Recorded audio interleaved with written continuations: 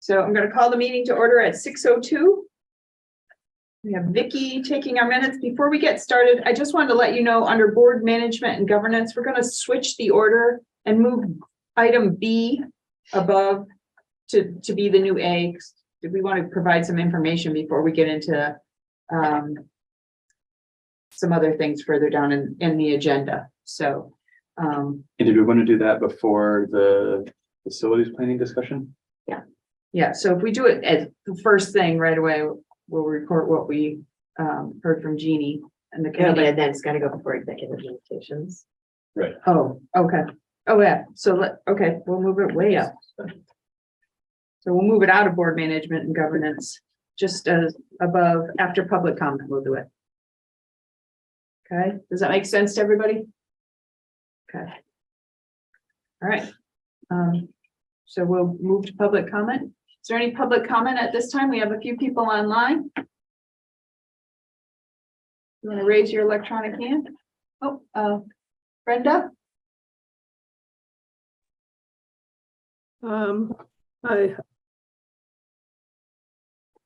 know that listening to the board, you seem very concerned about the decreasing number of students at Mount Abe. And in connection with this, with keeping up the numbers of students in the high school, it might be useful if the public were informed what will be done to encourage the Lincoln students to come to Mount Abe for grades 7 through 12, instead of going to whatever other schools they may be allowed to by their new school district. Thank you. Thank you. Any other public comment?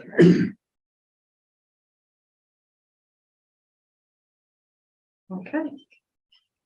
All right, so we'll move down. We moved our discussion about committee formation up so that we could have some information provided before we get into a few other discussion. And Krista has the notes from the conversation. Patrick, Krista, and I talked with Jeannie Collins. Jeannie Collins was a former superintendent. She is a retired superintendent. She was in Burlington, and then she was in Rutland, right? Rutland Northeast, yeah. Yep. So, And we contacted her through VSBA. So we reached out to VSBA to talk about, like, who's a resource for this conversation about committees in a policy governance model. And her name is what service? Yeah, so we had a really nice conversation with her.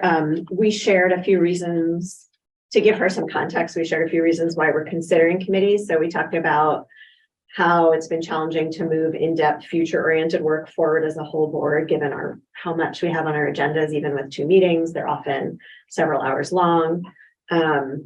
We talked about how it's been hard to keep the board informed and knowledgeable about all that's happening across the district. We talked about how different board members have expertise to offer on different topics, and also that community members have expressed interest and have expertise to offer on different topics, and we're interested in finding ways to invite more community involvement.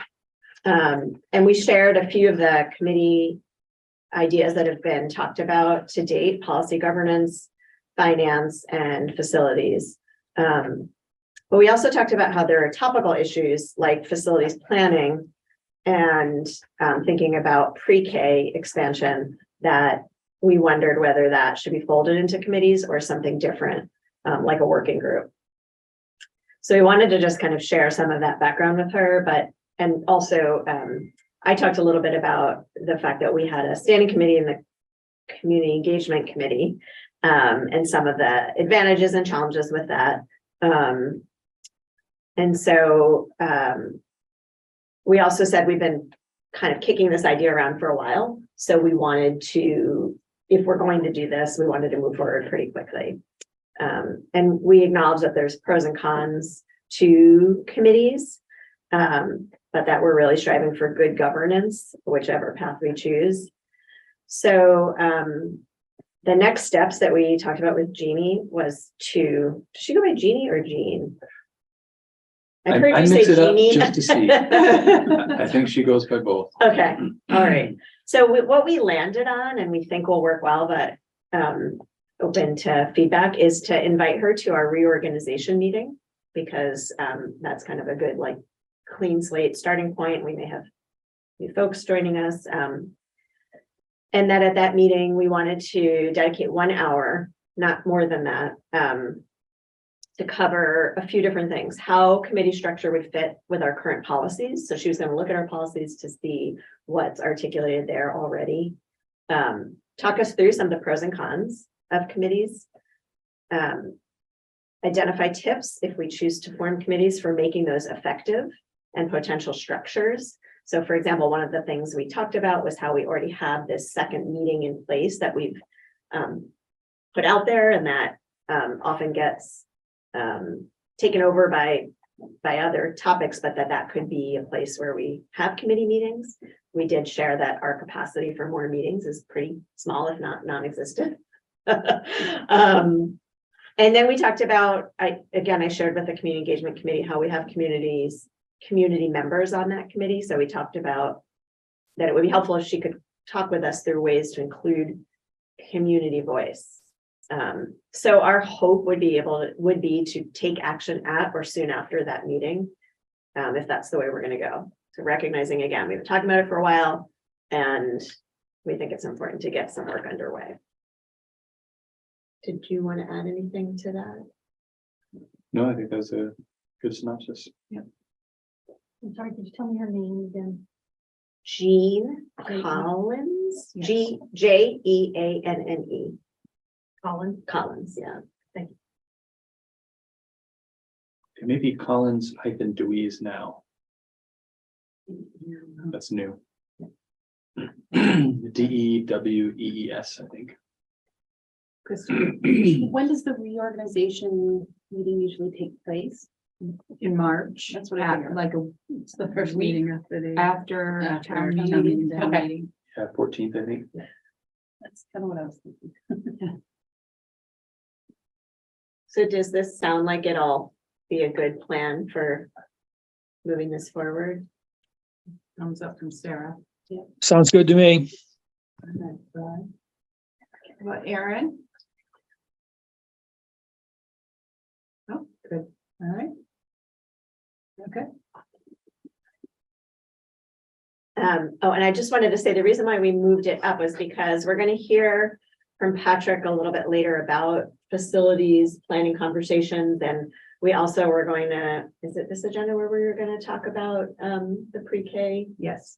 piece? And so, thinking about the conversation with Jean that we'll have, and whether that's committee or work group, or, I think that we just wanted to mention that she's going to talk us through both of those ideas. That's all. Okay. All right. So by a little later, it's right now that Okay. we're going to talk about facilities planning. So we have had on prior agendas conversations around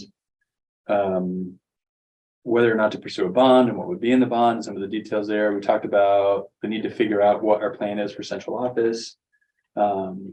We recently added into the budget that we're hoping voters pass money to, even in the absence of a bond, we'll have more operating capital to address some of the facilities needs. So there are a lot of facilities things in motion right now that, as Floyd and I have been talking, we think it's really important to create a work group to really help think that through. And that work group would include, folks like Floyd and Joel, myself to the extent that I can, as well as board members that are interested, so long as we don't need to hit a quorum, and a couple of community members to really think through a number of these issues. So to kind of map out what's the scope of work we're looking to do, what's a plan that would accomplish that without a bond passing, what's a plan that might accomplish that if we did pass a bond, to really kind of talk through the pros and cons of the central office location, essentially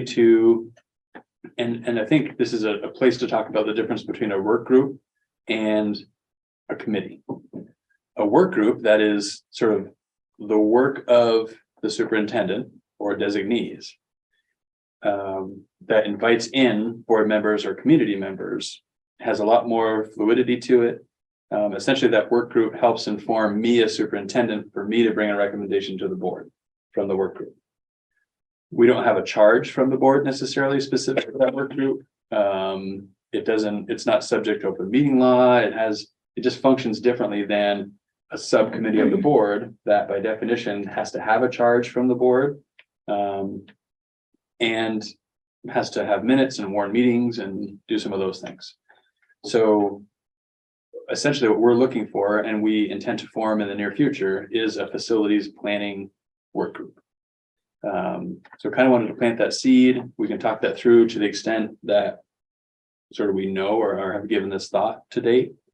But that's the approach we'd like to take with the facilities work that has been on prior agendas and we know is work that we have to do going forward.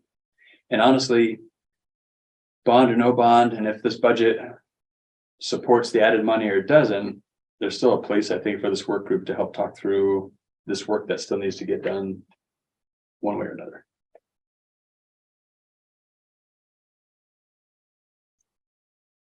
Any questions, comments?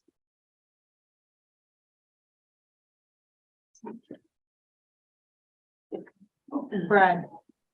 No, I think that sounds good. I guess the sequencing would be interesting if we're thinking about having a facilities, subcommittee, a committee at some point, how, if we put together maybe a working group now to talk about these issues, how it might segue into, a more formal committee would be something to think about. Yeah, I would think in the event that there is a facilities committee formed of the board that has a specific charge, et cetera, probably any work that this work group has done would sort of be folded into that subcommittee. Probably the membership could look similar and carry on. But in the absence of that committee being formed, this is a way to get the work going and get perspectives at the table that are important to have. Right, get it started now rather than waiting around. Sarah? Is there like a time frame or times that you're planning on meeting with the working group, or I'm just curious, like what that kind of, if people volunteer for that, what kind of commitment they're making? Yeah, I don't know. To some extent, I think that can be fleshed out by the members of the, by folks that are interested. It could be more of an early morning group instead of an evening group, if that works better. Certainly from the school perspective, it could be midday if that works for folks. Evenings get tight just because there's so many things happening in the evenings already. My initial thought is we try to avoid that just for potential conflicts. And it could be remote for folks that wanted to do that. So I think we have some latitude in how we might be able to accommodate folks that are interested. It'll be important to not I'm not interested in a work group of 20. I don't think that'll be necessarily very productive, but 6 or 8, something like that, I think is kind of what I have in mind.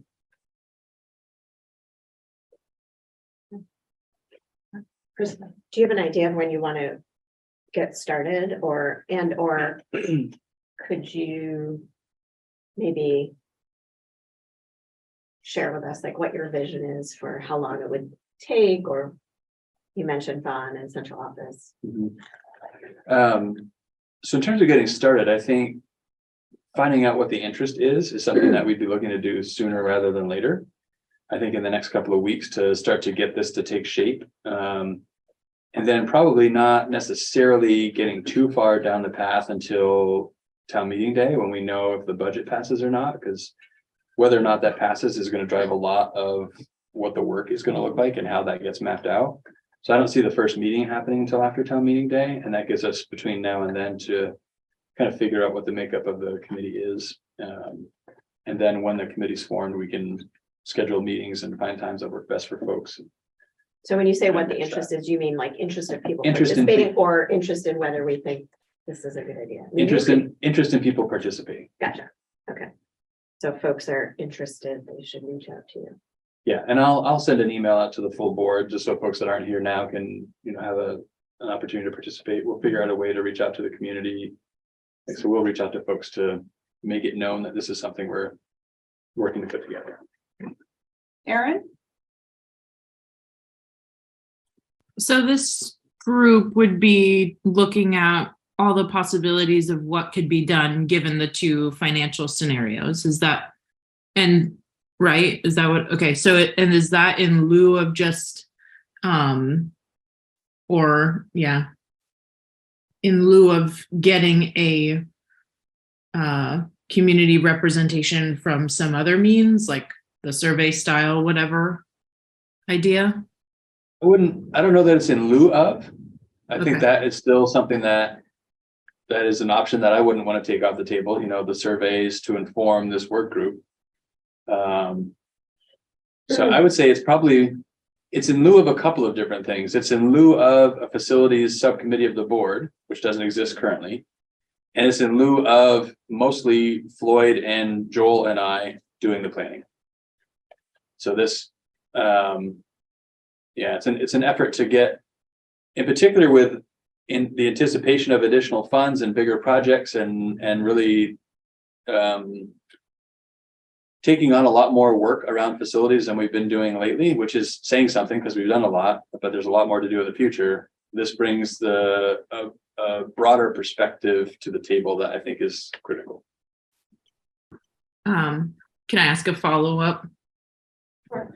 Would it make more sense instead of dedicating all those hours to a committee to do that work some other way, or does this seem like the most sensical way to go about getting that work done? Just thinking about what Brad said, if we're really considering making a committee like that, would it make more sense just to have the board sort of review for now, the whole board review some proposals you guys put together of what it would look like maybe for the work, assuming you've thought about the scope of the work in both scenarios already.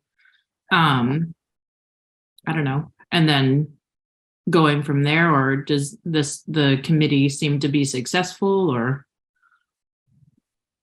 I guess I read into what you were saying that the board wouldn't have an opportunity to weigh in. I guess as I'm envisioning this work group will kind of help map this out. That information can then be brought to the board.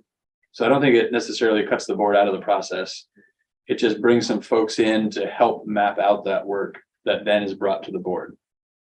And somewhere between an information to say, here's how we've mapped it out, and this is the plan we're moving forward with, and sort of getting support from the board for that plan moving forward. You know, under policy governance, I don't know that it's necessary for the board to accept recommendations on how we spend money that's in the budget. But I think it's good to keep that information in front of the board at the very least. Certainly, if there's anything around a bond and moving that forward, that absolutely requires board action, and the board would almost certainly want to have either a committee specific to the bond with a charge, or if there's a facilities committee, it can be within that facilities committee charge that they handle the bond as well.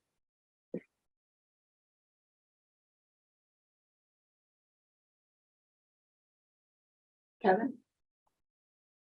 So this is gonna come off totally wrong. But when we talk about community involvement, it's awful hard to get broad-based involvement. And if we are going to narrow scope to different committees with different specialties, I think it could become even more difficult to get community members that can add value as opposed to try to influence certain aspects of the work. And I don't have the answer on how to walk that path, but that concerns me a little bit when we talk about community involvement, that we get people that are going to be value added as opposed to obstructive.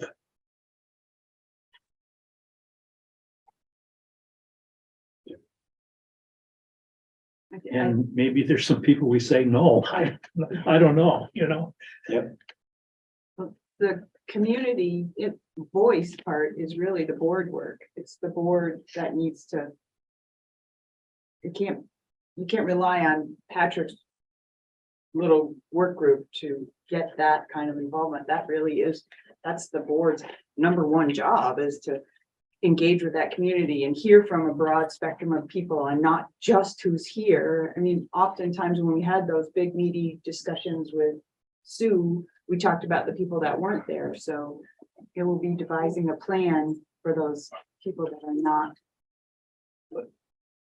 That's all good, but when you start talking about involving people in a very specific committee, all of a sudden you've got a very narrow scope that you're presumably looking for expertise, but you'll have a relatively small amount of public participation, if you will, that may or may not be beneficial. And then there's this whole thing, like you said, that the board, as issues get worked out, the board goes to the broader community for comment.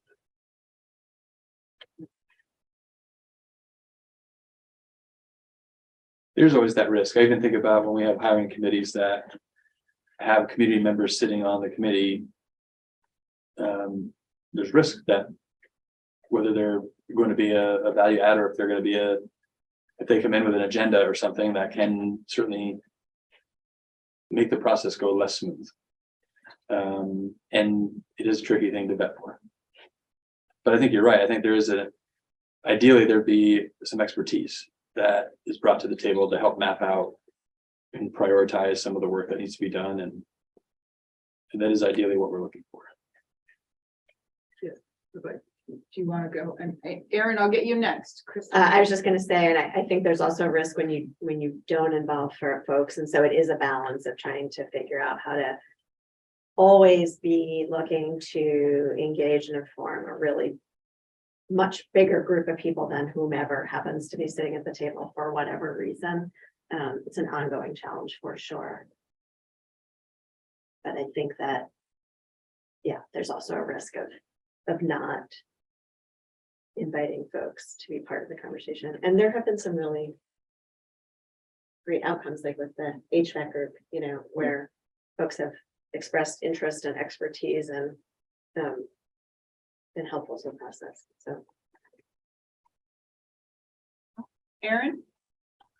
I guess I was just sort of thinking about how do we make this process robust, but also streamlined, and thinking about, we have the select board who might pull in some interesting expertise. And then if we did get weighing in on different types of proposals for what could happen or what the work could look like, it might be a good place to lean on the community engagement committee members to then disperse some information to greater groups and collect data through them. So I don't know, I was just sort of thinking about how much time and effort committees take, and people are already spread really thin for time. So just sort of thinking about how do we use what we already have to get the same work done. But just suggestions and things to think about. Thank you. Anyone else? Right. So Patrick there'll be an email that goes out. And we'll begin to gather some information. All right, next we're moving on to board management and governance. The first item is an action around the statement regarding the superintendent's evaluation. I did proposed an idea in my book chair notes. So just because I know sometimes it's easier to bounce off of something than to create at the table.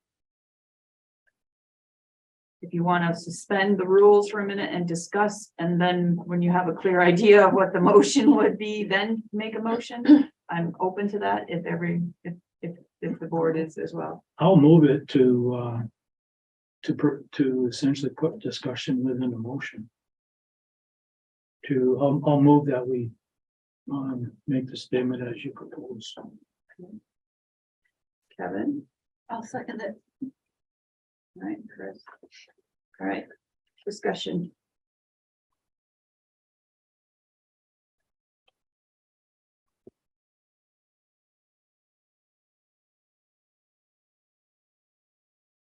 No one?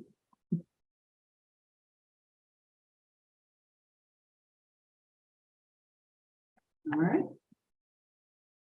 All those in favor of the statement as outlined in the chair notes, being the board's statement regarding the superintendent's evaluation, please say aye. Aye. Any opposed? Any abstentions? All right, so that passes. Okay, so we took care of B, and now we're gonna move down to C. Discussion around pre-K and childcare. We had a single board member request that this item be added to the agenda, and as we begin to prepare future agendas, we wanted to first check and make sure that that's the will of the board. Kevin? So I don't believe I have to recuse myself, but I'm on the board, the Starksboro Village Meeting House Board, which, and actually I'm an officer, which rents, leases space to the Starksboro preschool, and there's advantages, financial and otherwise, for us to do that. So I am involved with leasing space through an organization. I'm also on the Bristol Planning Commission as the chair, and the town plan talks about childcare, which the Planning Commission is not taking any action on right now. We're working on housing, modifying regulations for housing opportunities, if you will. So as we go through this conversation, I just want everybody to know that I do have some interest outside of this group, and if anybody feels I should recuse myself, you know, I will do that. And then I also am on the Starksville Preschool Board for the rest of the school year. And I donate to the Starksboro preschool. My kids would. This is disclosure. You have to look at the conflict of interest policy to know. Krista. Oh, were you gonna say something else? Well, I was just, Brad had brought this up, but it started kind of from a discussion a while ago with Brad, Steve and I, and talking about how a lot of the towns have childcare in their town plans, but it just kind of nicely sits there as we would love more childcare. And just wondering, you know, there's a childcare crisis and there's a workforce shortage, and how all of that plays into pieces, because there's a possibility that our area may not have the workforce shortage if we had better childcare options. So, and with the pandemic and things have changed so drastically in the last 5 years, just kind of like looking at all of those numbers again. There's other school districts that do have preschool within their school, their elementary school buildings, and just wondering if that would be a good move for this district, as well as one of the things if I read correctly, in Nate Levinson's report, talked about childcare being a key component to like kind of pulling in families and employees and stuff. So just big picture, it feels like it's part of lots of things, as far as even catching kids early for for special education needs and other things too. So it felt like a big topic that could affect lots of stuff. Krista? Yeah,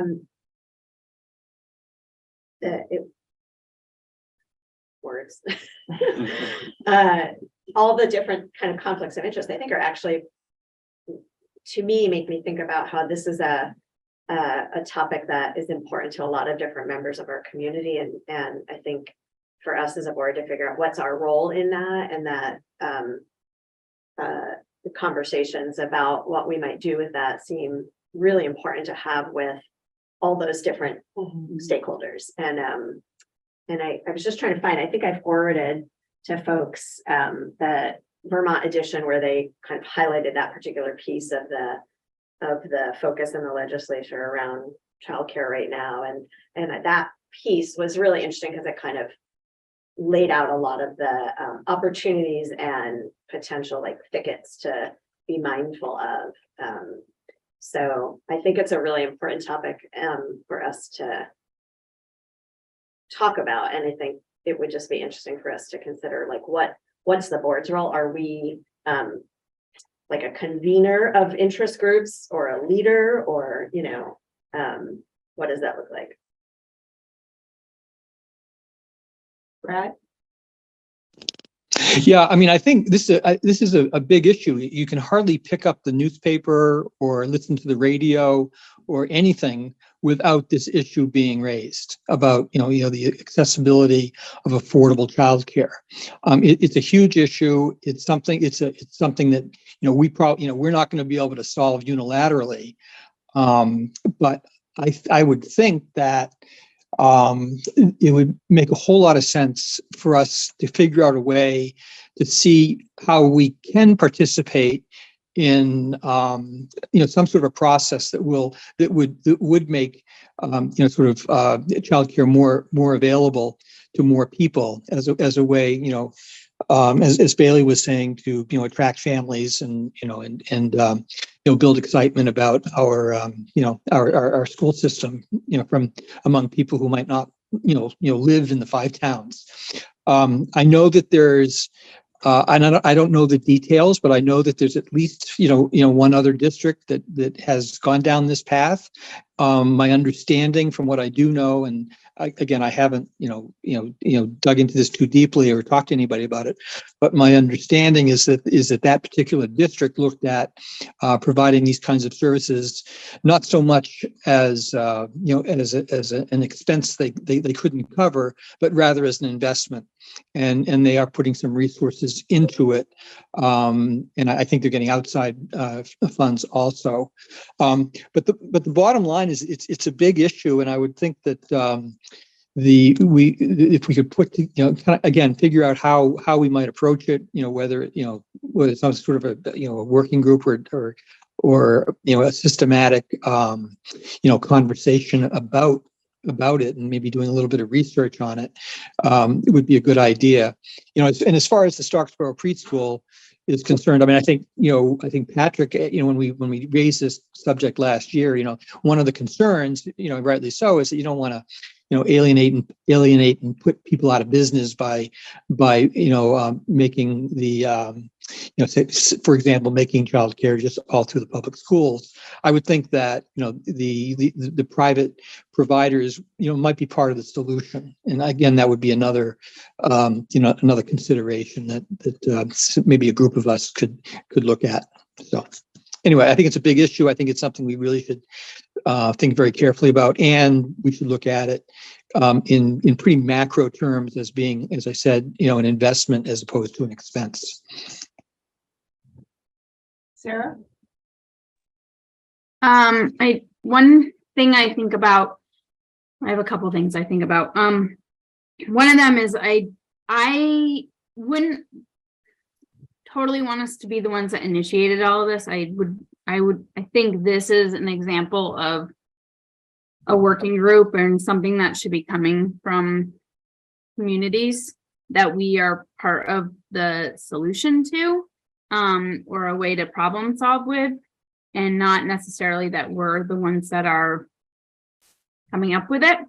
And the second thing I bring up is just like, there's a lot of things that change. And so while I understand like maintaining businesses, etc., as a kid whose dad was in private practice and medical, like that is no more practically. So like a lot of things evolve in those times, and it's not like he was no longer a doctor. He just suddenly was part of a group and a different body that operated the same way, just or with a different structure. So I do think there's options for it. But I don't think I necessarily want it to be all our idea. Like I would really like it to be either a state idea or a town's idea, or like all of our towns together, actually, with select boards, etc., coming together. Thank you. Sarah, Aaron? Well, the state is proposing the idea of 4-year-olds moving into school buildings in the town they reside in. That's currently a bill that's looking to be passed. So that would be kind of big for this 2024 school year, if that's passed. So it's sort of already being pushed. The 0 to 3 initiative and the universal pre-K initiative have really picked up speed lately, especially in light of people migrating out of Vermont to find work. So yeah, if the legislator passes that, if that bill goes through, then we'd be forced to take 4-year-olds into our schools already. So if we can be ahead of that planning wise, and start to adopt some of that philosophy, I think that's probably in our best interest. Bailey? I think it's also important, I think people have hinted at it, that there are many, many groups in the community already working on this, and like the directors of preschools meet very frequently. Every preschool board is discussing how to get as many kids what they need as possible. And there's lots of other people, but I do think, like Sarah's right, like we can't answer this question, but could we maybe invite or start that conversation with And your group? we have a pre-K coordinator that we share with Addison Northwest and Addison Central, so that she has a really great sort of county-wide perspective. She works with all the private providers, and it really is sort of deep into it. She's likely to be testifying on the legislation that's currently working through right now. So she's a great resource. We'll know some of the players who would come to the table. And I think it's been said, but I want to reiterate. We need to recognize that this is a systems level impact, and the legislation right now is talking about 4-year-olds. That legislation, if enacted as it's written now, would have an impact on infant and toddler care. So we really need to think about from birth through age 4, possibly into age 5. How does that system, or the sort of combination of systems, really work together to meet all of those needs, not create more need in one area by solving a problem in another?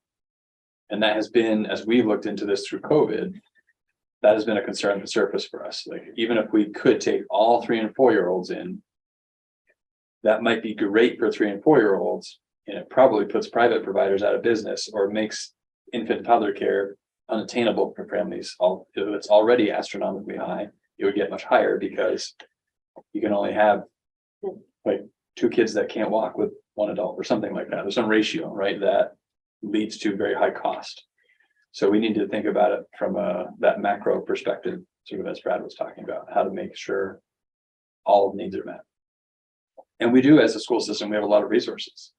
We have space, that the conversation around pre-K probably factors into the conversation around facilities and what do we do with central office. Central office taking over part of our buildings. If we're talking about expanding pre-K or childcare, we'll want to be thoughtful about that. So there are a lot of moving parts to this. And the licensing requirements for youngers changes the facilities. Right, licensing for the staff and licensing for the facilities is different. So yeah, many moving parts, and a tremendous need, and sort of a high risk, high reward kind of situation.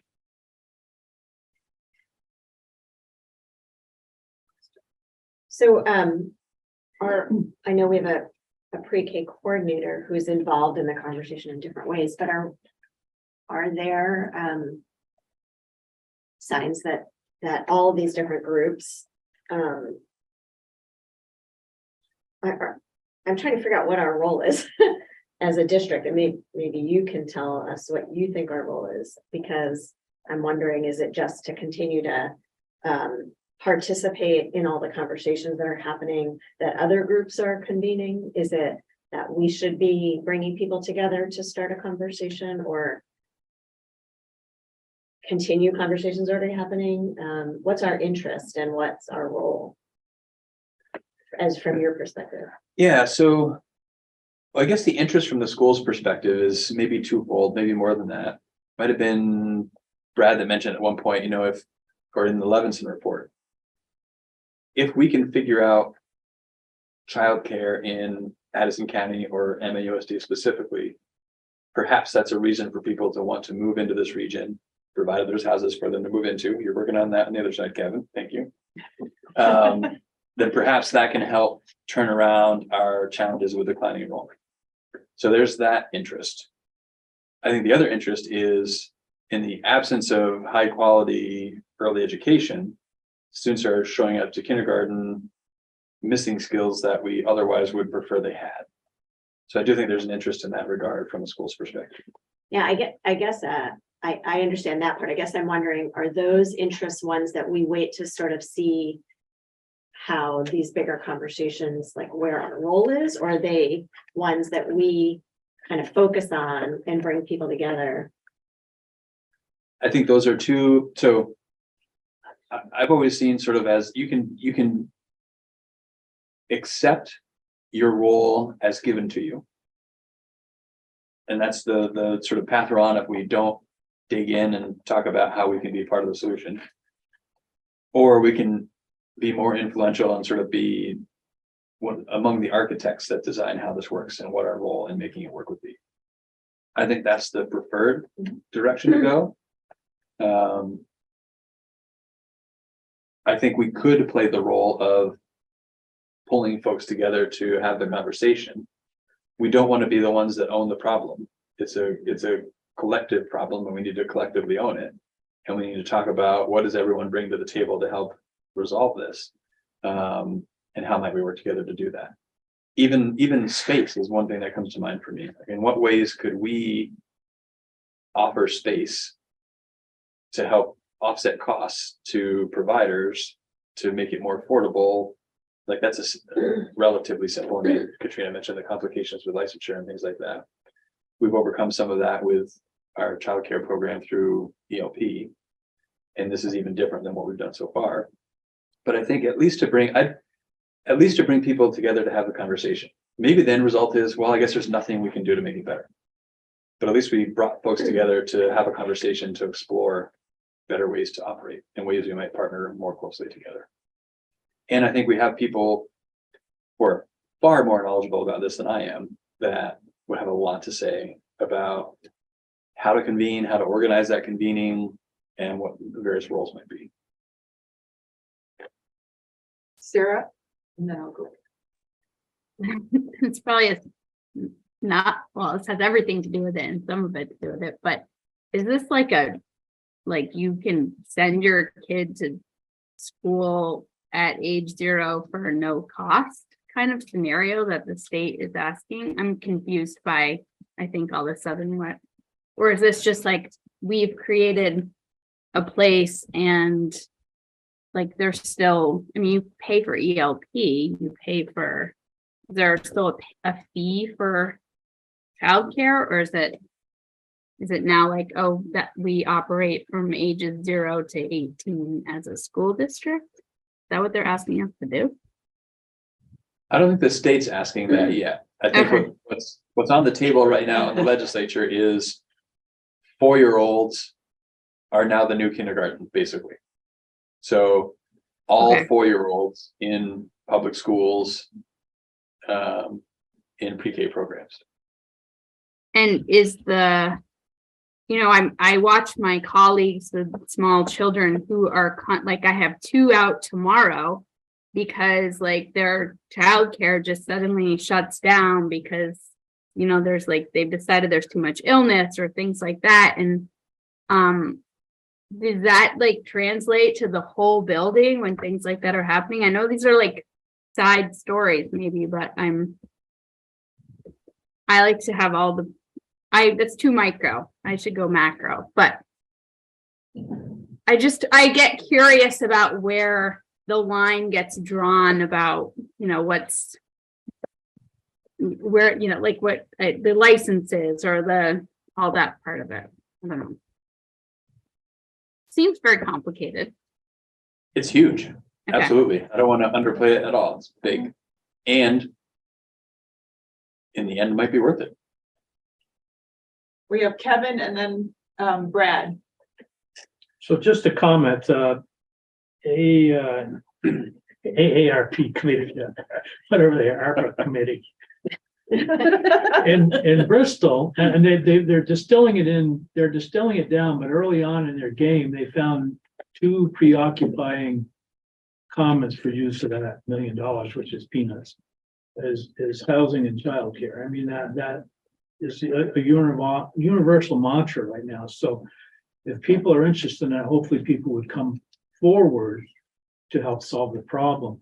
The other thing that, just an observation is, again, the Starksboro preschool is in the thick of it, as well as, at least I know of one other preschool in Bristol. There's some state, and I can't remember what aspect, but the state's already granting money for childcare facility improvements and expansions. So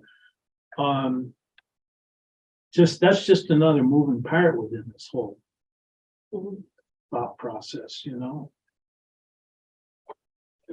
And our district has over 30 pre-K partners. So looking at both within Addison County and outside of Addison County, we have 174 3 and 4-year-olds that attend it altogether, these 30 different preschool partners. And they're all probably struggling with the same thing about expansion or viability, I guess you could say. Okay, Brad and then Bailey.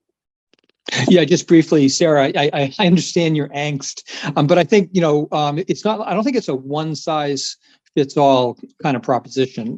Back in the day when I used to work with DC public schools, they started with a 3 to 5 year program, free pre-K, preschool care. And then they did that for about 5 years. And then they expanded it to 0 to 3.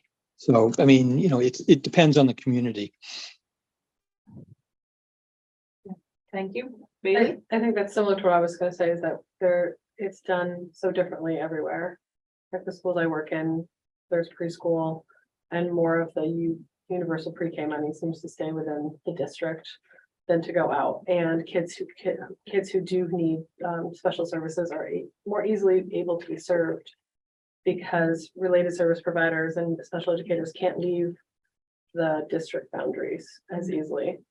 So if you have a student, if you live in Moncton but attend a Heinsberg preschool and your child needs speech and special education, then your child can only get that by going to the school. Or, there's just such limits that that was my question, is would we be able to better serve? Would we be more prepared? And I would be very worried if the state passes the 4-year-olds joining elementary schools soon, because we're so far from ready for that. But to start the conversation with the bigger group of people who've been working on it for years, I think is wise. Krista. Just to maybe know what's next is when you were talking about the facilities work group concept, it sounded like you had a pretty good idea of what that could be like. Is that something that you might share back with us for this topic? And do you feel like we have the capacity to pull something like that together? Or I think, what do you think are the next steps? so for me, I think it was important to have the conversation as a board to see, is there broad interest in kind of looking a little more closely at, I'll call it a study. I might use that loosely. It's really going to be more of a collaboration, I guess. And I'm reading that there is interest. I think the next step would be, and it just so happens, I think we have a meeting scheduled already in anticipation of this, to talk with our pre-K coordinator and start there to really start to unpack, what does this all mean? Who are the players? And then maybe report back following that. And maybe that helps position us to really think more critically about what makes sense for next steps. And to not operate in a vacuum. I mean, at least working with Addison County, it would be silly to not try to do this together in some capacity. And Meg is the perfect person to have that tie those things together. She's already done a big presentation with county level information to a state committee. She's worked with other UPK coordinators across the state. So we're very lucky to have somebody with that wealth of knowledge to help us not forget, well, this isn't just about us. We should not think of this in an insular way. because Katrina mentioned the 30 partners, most of those partners have children from multiple districts, not just MAUSD. So if we did something in MAUSD that pulled a third of the kids out of one of those private providers, what implications does that have on countywide services? So again, there are a lot of layers to this that we want to understand before we kind of dive in. All right. More to come then. Good. All right, the next item is the discussion of the annual meeting preparation. That this could take as long as we want it to take, but I would like to set the goal of it taking maybe an hour. Because I don't think we need to get quite so down second into that? the reeds. But it's a goal. And Chris is keeping an eye on our time for us. Can I say 45 minutes? Can I say half an hour? How about we check in and you tell us when we need to be fine? How about that? I have an updated draft of the budget that came around. I think I heard it was off by $80 something. $65. What you saw in the agenda was $65 less than what you voted to warn. Do you have it online that you could send? Yeah, it I can to Sarah, Brad, and Karen? Yeah, I can share my screen if that's easier, or I can email it directly. What Maybe. would you like? Well, do you mind emailing it to Okay. Brad, Sarah, And Karen. and Aaron? Yep. And I guess Liz too. Liz isn't on right now, but No, Liz is not able to attend tonight, so I Should we mean, we send- can send it after. after. Okay. Is there, who else? Steve isn't here tonight All either. right. Again, it's a relatively immaterial difference from what was shared. So this is the format that we've been using maybe 3 years now. We developed after some feedback from the earlier formats that we had been using. This is sort of a rolled up. You might recall that the full budget is 1,800 lines. A little more. So this is rolled up a bit from the full detail, but at a level of detail that folks can kind of wrap their head around. Some of the nuances a bit more. Where there are some significant changes, we try to have notes that try to explain what those changes are in anticipation of questions that folks might have. And there may be some areas on here that we don't have a note that folks want to know more about, and we can answer those, and that will help us build those notes into the version that's going to be shared at the informational meeting.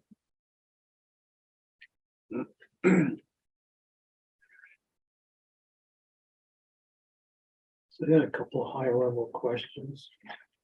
We were going to, and I believe this budget was going to reflect the Levinson recommendations. Where it was redistributing certain line items and so that's all in here. No. We have not gotten to that level of tearing it apart and putting it back together. The reorganization of the budget, right? Yeah. Yeah, it was consolidation line items. Yeah. And then I think that was to drive a lot of overhead costs more directly to school where the service was actually. It was actually serving a particular school, so we still don't have that affected either. Yeah, that was the all encompassed in what Nate's recommendation was. Basically, he said you're showing more centralized costs than you actually are carrying, and had some thoughts on which costs should show up in school costs. I think we can do that within this format still. It'd be pretty close, but I think.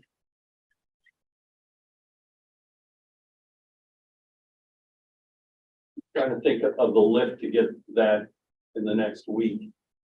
It may be doable at a pretty high level, but I think to your point, it's showing real costs let's use the HRA expense. We know we're gonna have HRA expenses across the district. We lump it into the central office and then allocate it out based on who uses it through the year.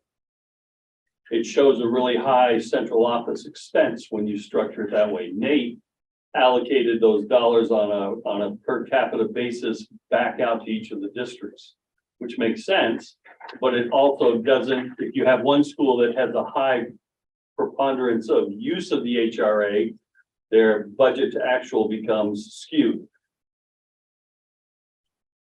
Having said that, I support Nate's view and trying to get those out. And I just didn't have the bandwidth to get that lit.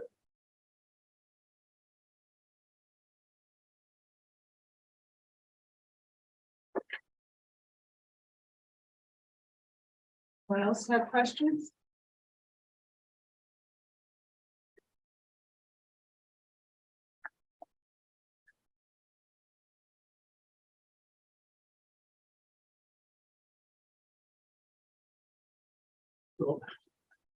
Kevin? I'm a little confused at this point because we vote on the VOTEC budget separately from the USD budget at the polls, right? But do we cover that money in our budget?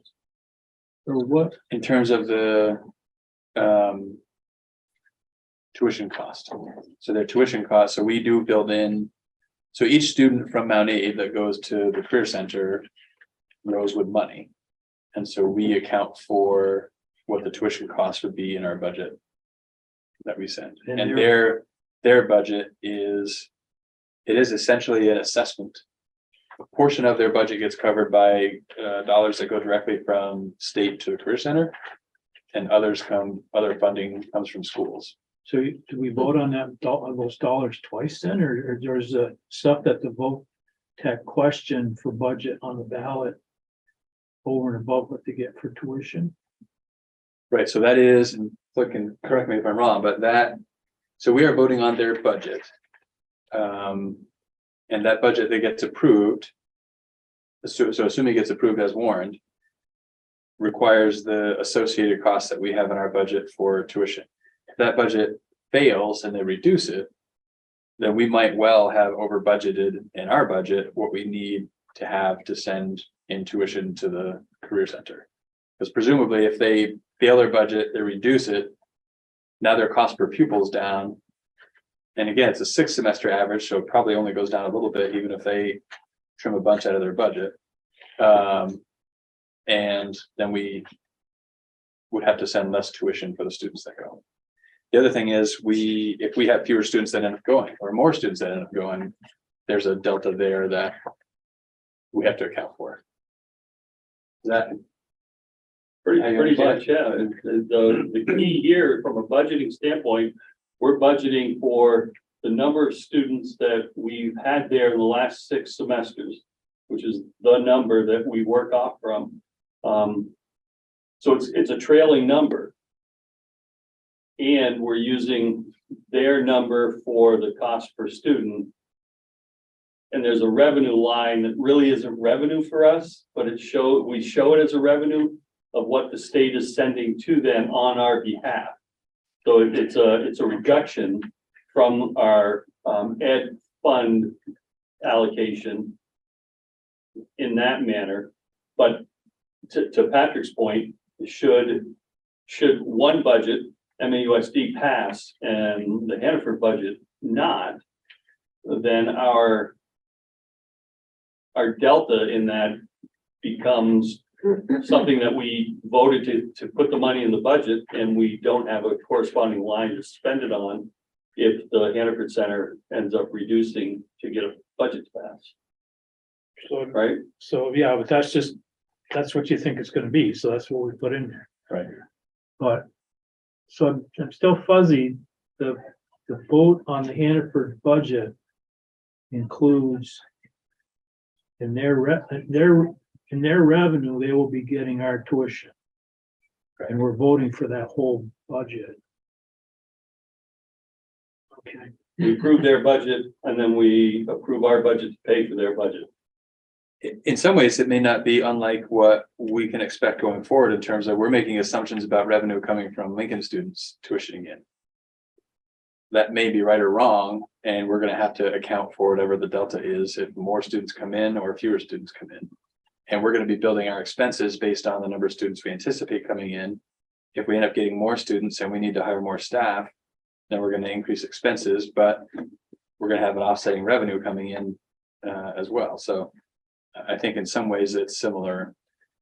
Then you have the on behalf payments from the state, et cetera, which changes the game a bit, but in the 6-semester average, but conceptually it's.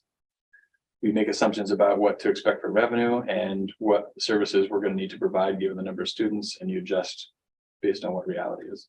And we get to transport them here and transport them there. So that's another line that's off and around the corner and out of your sock of an expense associated with the Hannaford Center. One that we need to support and want to support, but it is another, I think, $178,000 for that bus 4 times a day going back and forth. That's a line item under transportation though. It is, Yeah, okay. but it doesn't show up under that line that is tuition, but it is an additional cost. Under this little description under vocational education, and it also says Career Center and Technology, the Center of Technology Essex. Do we have anyone going there right now? In terms of a 6-semester average, I bet we have. I can tell you right now 37.85 is our 6-semester average. how many students are currently enrolled there right now. I We're couldn't tell you. 41, I think, 42. 41 students. Going to Essex? At Essex. Oh, Essex, I'm sorry, I yeah. never heard the Yeah. Essex part. I Okay. think it's, yeah, maybe 1.4. It's usually 1 or 2 kids. Okay. But Essex has a program that the Career Center, the Hannaford Career Center doesn't, and that's where they want to go, and they figure out transportation and all Okay, that. that was my other question. Okay. Sorry. That would have been sticker shock. Holy cow. Well, and so I guess I was just wondering if that are those numbers tied into the tuition? Yes. All, okay.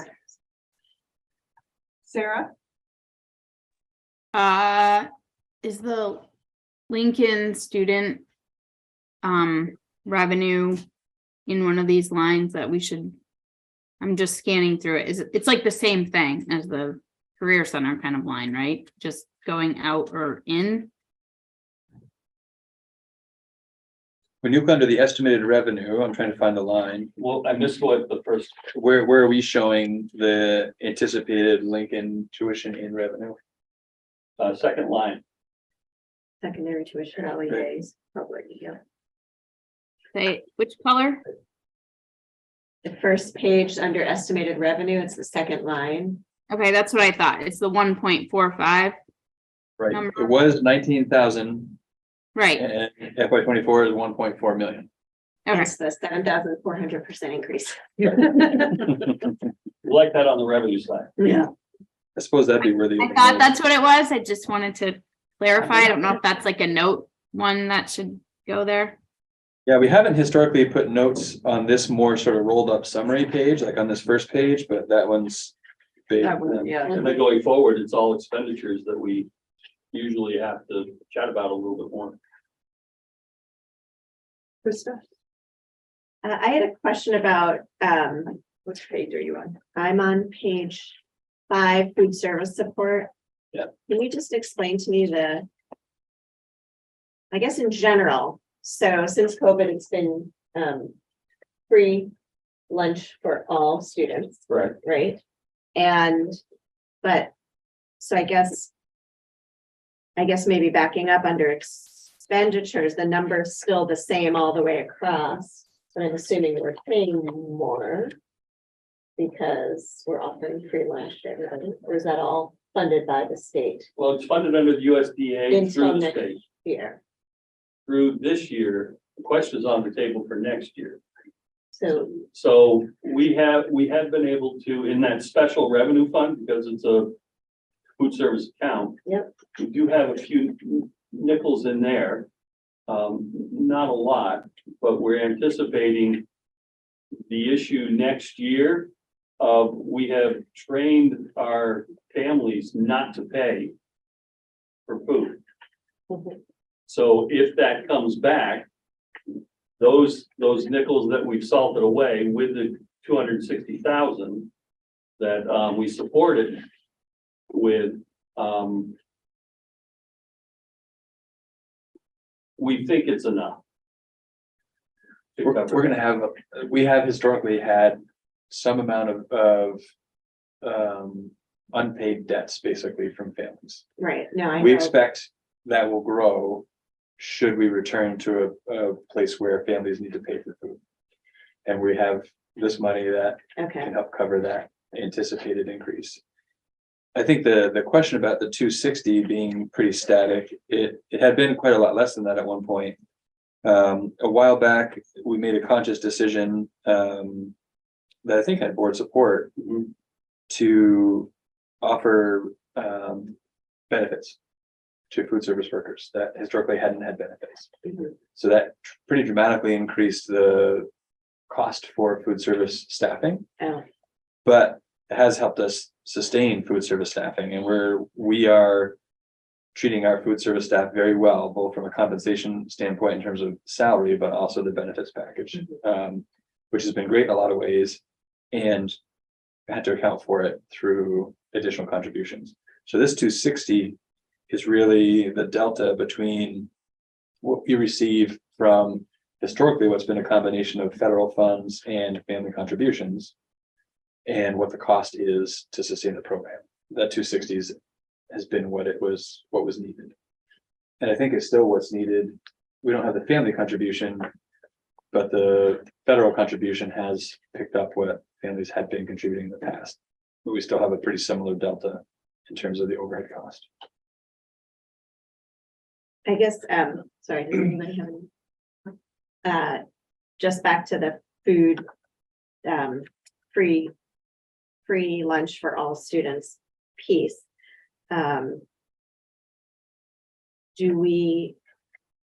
we going to just have that benefit go away without any kind of discussion about it? Or what are other districts doing? I'm thinking about the equity lens to that and what that's done for lots of folks that might not qualify for free or reduced lunch, but I think are probably getting a big benefit for that. So I was just wondering, I don't know what the legislature is going to do about it, if they're going to do anything, but I didn't know what was happening at a district level or within other districts, if people are talking about continuing to fund that.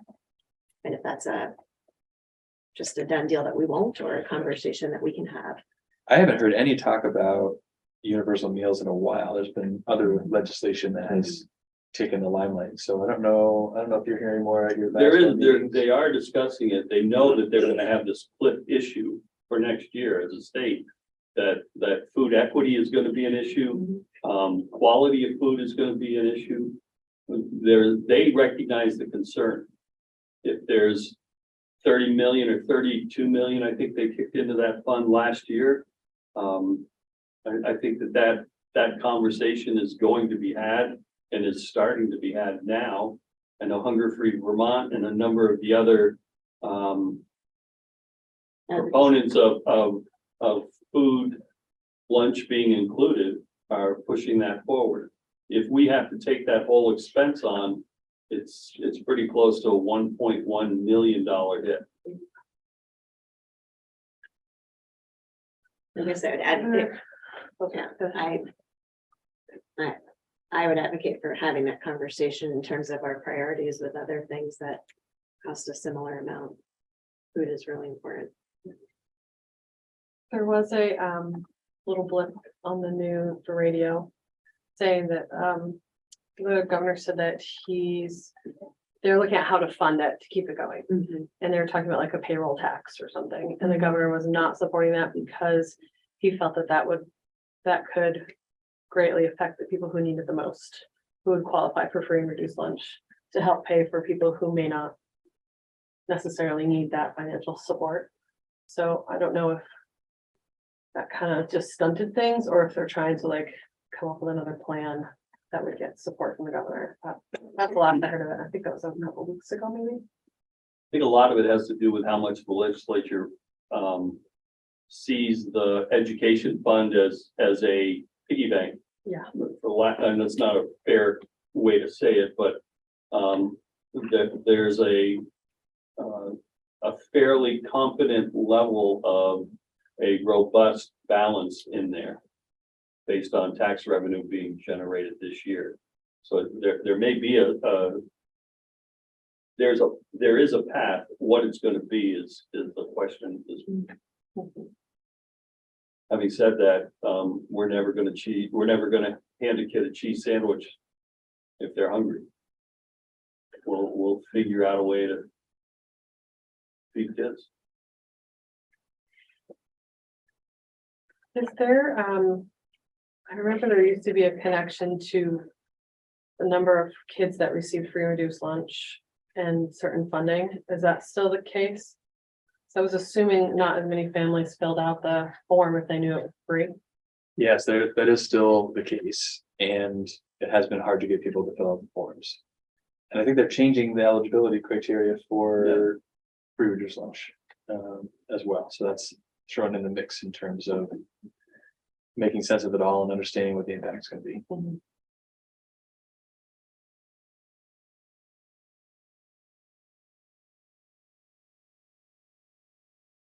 Come in and have lunch sometime. It's $5 for an adult, and it's spectacular. Bertha made a chicken tortilla soup today. In Bristol, Yeah, elementary school. yeah, and like truly for $5, you get like a quart of it or something. And all the other stuff with it. It's Robinson had amazing lunches as well. Yeah. Yeah. Really good. Well, it's Some singing the preschool praises kids of for lunch. Kathy Alexander. I mean, truly, we are a fortunate district to have her as leading that team. You know, the standard and the bar is high. You don't see cookies and brownies. You see good food. She's also very active at the state level and very much involved in this legislation that's underway. She's an influencer at the state for sure. And it is her mission to feed every kid. Every kid. Yeah, always has been. I think she's Italian. We've talked about this. Alexander's her married name. I was just wondering, what do we need to do for annual meeting prep? So part of it is to look at this and the notes can be helpful to you because sometimes board members want to answer questions when they come up at the annual meeting. So if you look at the footnotes or look at a line and sort of want to know what it is, this is a good time to ask. We don't have to go line by line. But like, for example, I see on page 1, there's a little note about new professional staff retirement entry cost. Now, is that the $1,000 that has to be, that was years ago, that you had to put into the fund? To You help? get in. Well, for a new hire? Yeah. So to oversimplify it, our budget this year is 75,000. Year to date, we're 103. That's reflective of the increase of what used to be 1,000 was 2,500, and it's now coming in, depending on what your starting salary is, somewhere between 2,800 and 3,100 per new professional staff. Anyone who qualifies for that retirement fund. So we have, in the past couple of years, underfunded that line, and we brought that back into a good budget spot for us for next year, anticipating some turnover and new hires. In short, this is one of the approaches that's being taken to fill the need in the state retirement system, So which we know has been a problem for a while. it's a is it mandated? Yeah, We don't have. It's we an don't know. unfunded mandate. Or we're funding. Oh, it's They didn't- it's funded. Conditions came that we're not giving you any money to do this. You use your money to do this. Yeah. It's all your money. Yeah, true. Take it out of this bucket and set this bucket. That's because they take it out before you ever see it. Then there was another, oh, on the bottom of page 2. What are the initials UCOLOA? Unified Chart of Accounts. That's a state directed change on how we can, where we need to put these items. And you can see those 2 lines, they just moved one to another. So we had 10,000 in 23, we're budgeting 0. For the periodicals, budgeting 0, but you see a corresponding increase in the line above it. So those 2 are linked. Sarah? The other one that has a comment is the MS, I'm assuming a middle school consortium thing, so that's it's like page 2. I think it's page 2. I'm going back and forth on the screen. So. Yep. That's the 204,000 that we. No, that's the 200,000 for the middle school ad. I like the comments. I'm just throwing them out there. So I think we should try to, and at least for us to have a little bit of knowledge about them. So if there are a couple other ones that we want to bring up, I think we should add those in.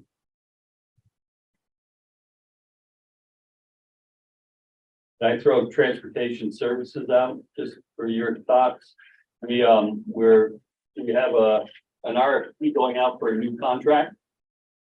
And we have just finished today with Addison Central and Addison Northwest. 3 of us are going out together as for one contract. We think we can get some fairly sharp pencils with that. Having said that, we're showing a 15% increase. I didn't really want to put those notes in the public consumption piece, but I want you to know that we anticipate that we're going to see a pretty good hit there. And so that transportation versus last year is with Lincoln out. And It's a stiff one. worth noting that we've been years in the making to get the ending of our bus contracts for the 3 districts to align so that we can get together on this. To give you a sense. Or it's gonna be Betcha, but all together. We don't know if it's gonna be Benja. So basically, all of our contracts are up. Yeah. And so the 3 districts now are saying, we want one contract for that serves all of our Addison County school districts. Betcha likely will be a bidder. Presumably there will be hopefully 2 or 3 others. We think we're hoping, that's another What's the other? first student, is another larger New England. Historically, Betcha's been the only game in town Right. for our small entities as small entities. By becoming one bigger entity, we might attract more competition. That and our previous contract was 3 pages. This one is almost 60. So there's some teeth in this one with, if you don't, the penalty will be, the comment that we got from one of the directors of Betcha when we were asking for some relief. One of the other districts, it wasn't us, thankfully. Well, why are you giving it to Slate Valley? And they said Slate Valley has a 60-page contract. So we immediately sent a note to Slate Valley and said, will you send us a copy? And we worked off that as a template. Oops. So Thank you very much. what are the biggest transportation challenges? In other words, like, what are we looking for that we're not getting right now that the 60-page contract will hopefully, and a larger consortium of schools hopefully get us? So really, the larger consortium of schools hopefully gets us a better rate. Competition. The teeth in the contract. Right now, if Betcha's down a driver, they say, hey, we're down a driver, we don't have anybody else, we're gonna not run that route today. And either we're gonna run a double route somewhere else, or you just don't have transportation. for And we kids. we will see a credit that doesn't reflect the savings that they're saving by not running it. Right. So now we want a credit and a daily fee when you do that. So now there's the impetus is on them to have staff not to cancel. Yeah. a route. We want them to have more of a reason to Yeah. run their routes and not say to us, sorry. So for example, Moncton used to have 4 buses, but for the rest of the school year, this was, I think, before Christmas, they're down to 3 and they're packed. So, And that's if all 3 of those. well, that's Yeah. it. And then a bus driver was down, which meant they just didn't run that route that morning because of that exact situation. And there was no way to double up because you can't do 2 buses, the whole town. But did we receive savings now that of any of that because there's only 3 buses? Yes, Okay, I would argue it's not reflective of the cost savings that they realized. Okay. So there's an incentive Mhm. from their end of the contract. We haven't tried, we have moved the incentive to our side. Right. We'll see if they'll bid on it. But we're confident. Is there anything in there about, more buses with wheelchair lifts that Yes. are not tiny, that can Yes. hold all the whole school or whole class, I mean? There's more with that, there's more with better cameras, and penalties if you run a bus without one. There's a request for Wi-Fi on the bus. Kids can do homework on their way. Which of course is what all of the kids will do. Leave it at that. In the morning. Leave me alone, I'm on Audible. Yeah, they only touch it minutes to get it done. Perfect. 45 minutes. Do we have to get off the bus now? It's the new fifth lock. Oh my gosh. Like Milo 2.0. Oh my gosh. I have a question, and maybe it's been there all along and I never noticed it. That would be sad, but why is driver's education on the revenue? We receive a small amount of money from the state for each student that we pass through our driver's ed program. It amounts to, I think, is it $8,000? Is that the line? Yes. Somewhere in that 6,000 to 8,000, depending how many we can get through. It's like a good driver discount or something. I never noticed it. I'm like, why is that there?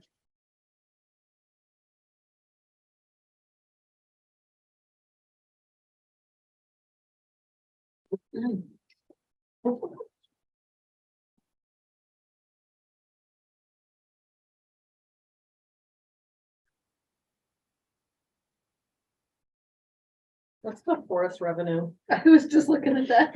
I was just thinking about And the now it's forest gone. revenue when we were talking about the driver's ed revenue. Did we cut the forest down and now we don't have it? What do you want to talk about, the forest revenue? Forest revenue was funds that we had seen in the past that Lincoln will recognize as they leave. That's why we have a blank number in there now. What was that? What was that for? How did they get that? You know, I haven't, I just cashed the check. I knew think it was it just about a certain amount of forest that Lawrence, was yeah. in their town, Yes. and they were given, there's a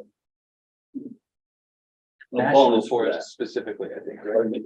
I think national forest. National forest. Yeah, more than person. For national forest. National forest, I think so. There's a lot of person. Check in. Sarah. Is the small school grant Beeman or like Lincoln was not the small school? Is that what that is? That's still there? It is Beeman. I And thought they didn't have it anymore. That's why, like in general, they didn't give this out anymore. It is going It's away. going away. I think the FY 25 budget.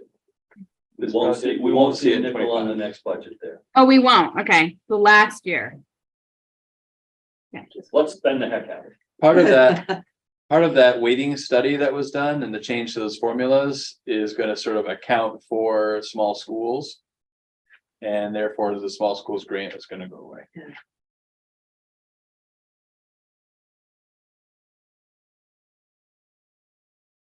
will we see that come back in through the weighted study?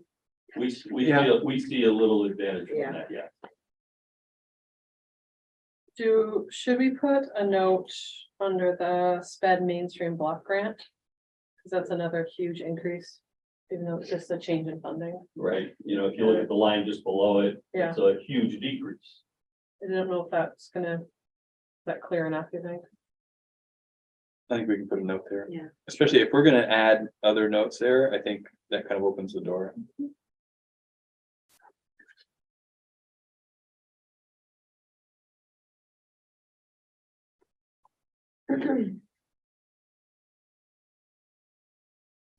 And really the same note explains both of those lines.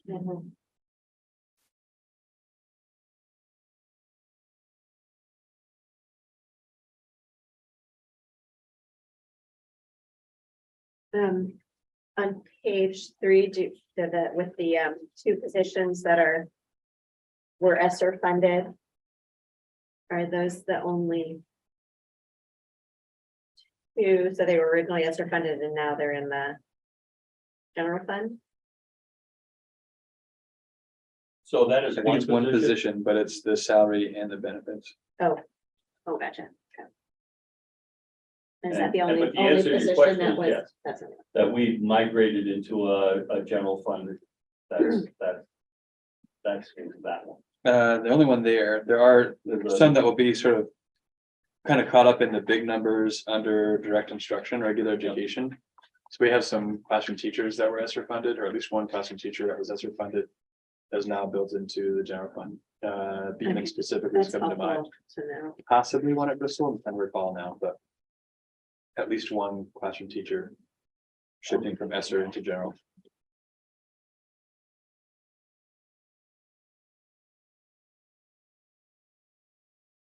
You'll notice athletics co-curricular is taking a substantial drop. That reflects the movement of the musicals to special revenue fund. Money in, money out.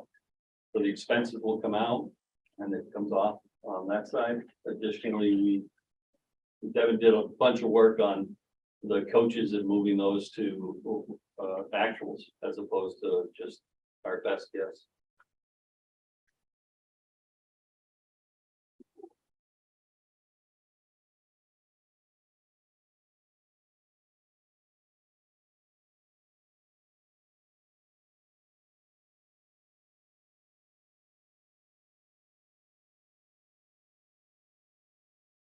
Is tech in like, I think we're 1-to-1, is that included in one of these lines? Like, I couldn't find it. We probably have more devices than students, actually. It's in Um, central. Figured, just speaking of the Wi-Fi problem, you know, or need, we should say. If you go to the central services last line, Sarah, Page 4. Yeah, page 4 in the purple.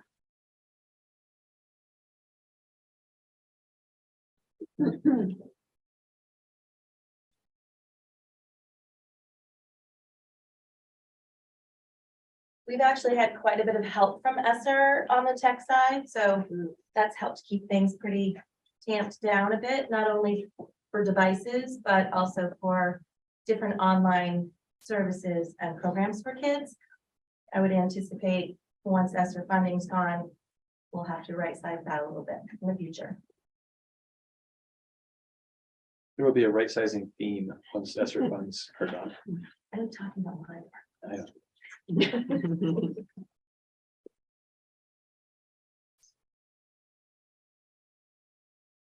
Which to be clear is after next year. ESSER basically carries us through next year. Then unless something changes, which is very possible. Then FY25 is built without the support of ESSER.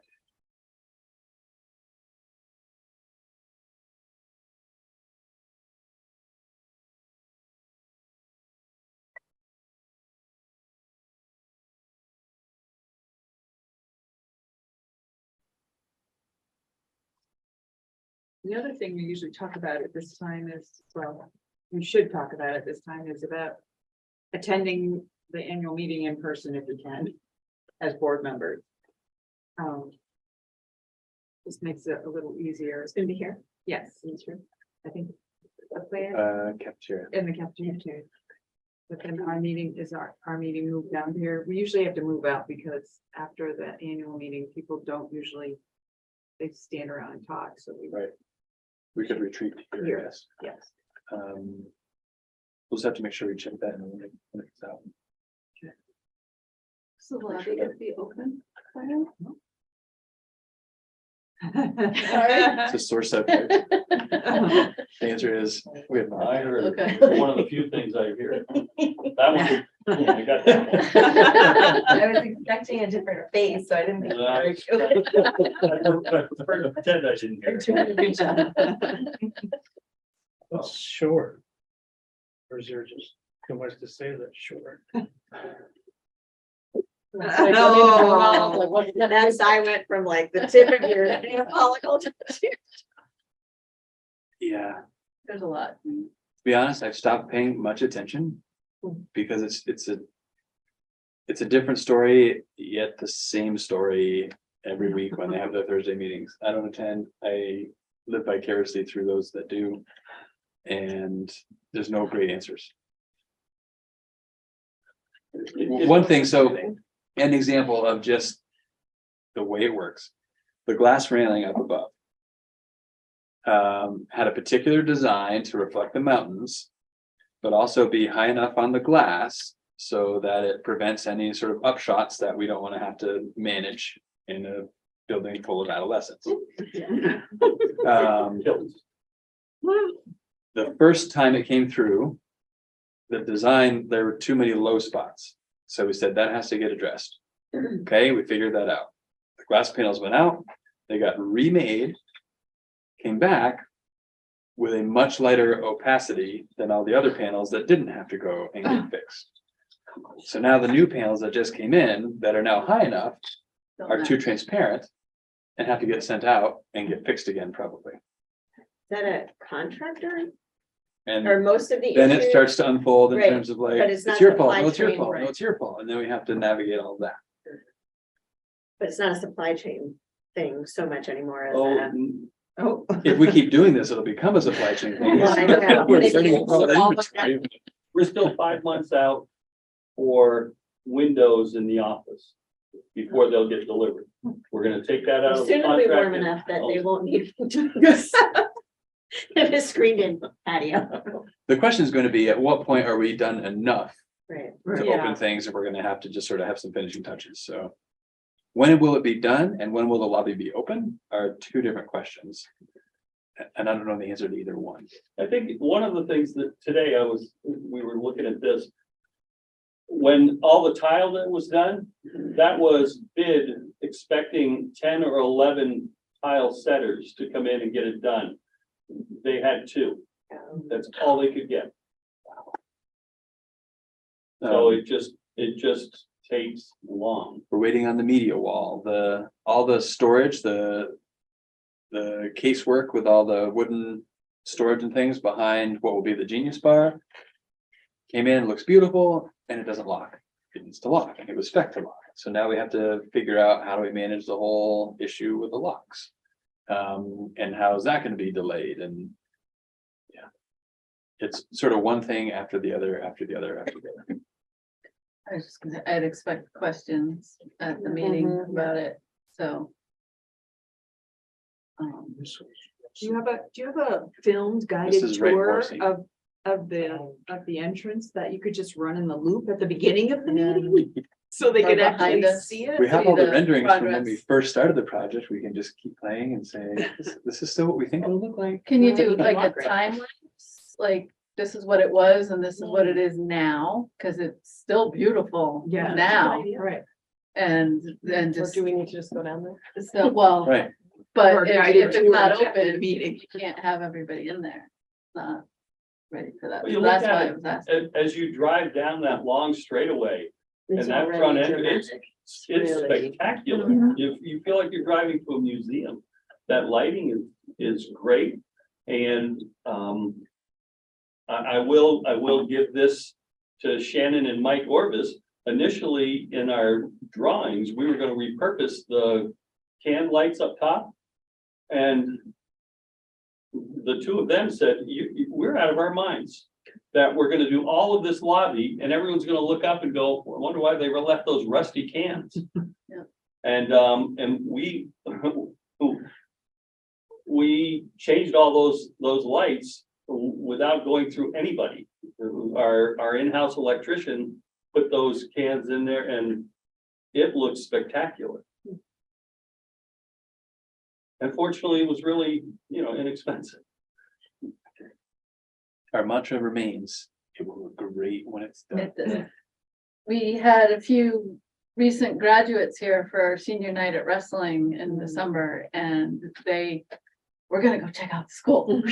They were gone, and they're waving at me from the windows up over the gym, and they commented how great it looks and how they wish it had looked that way when they were here. So Yeah. It does look great. We should go get the graduate who stood up and said, the ceiling fell Yes. down on us and have her come back. Yes. Yes. That's still possible in some rooms, but not in the lobby anymore. To that suggestion, is there anything we could do for like a quick little They're just At the running. annual meeting? something? Yeah. Yeah. Sure, yeah. Cool. Yeah, we could start the annual meeting if you wanted, we just go down and. I mean, right there next to the lobby is also a couple of bathrooms. We probably don't need to check out every bathroom, but there's a lobby, here's the bathrooms. It'll be great when it's done. Back to the meeting. We'll have to check with the moderator though, because that's the meeting that we're not really in charge Or of. we could do it before we Yeah. elect the moderator. Could we do like a free, A half hour early. well, we did it before, didn't we do like a tour before, if we'd like to Yeah. do the Yeah, renovation? We could certainly do whatever. that, sure. I also think emphasizing I know there's a group of people who really feel like we paid all this money to make it look pretty, when it really was about safety, right, and security, and so maybe emphasizing those pieces will be good too. But it's also important that it's a place the kids are proud of, Definitely, yeah. and they certainly are now. Let's, And access Yes. and equity. we were in on Saturday and there was a women's basketball game.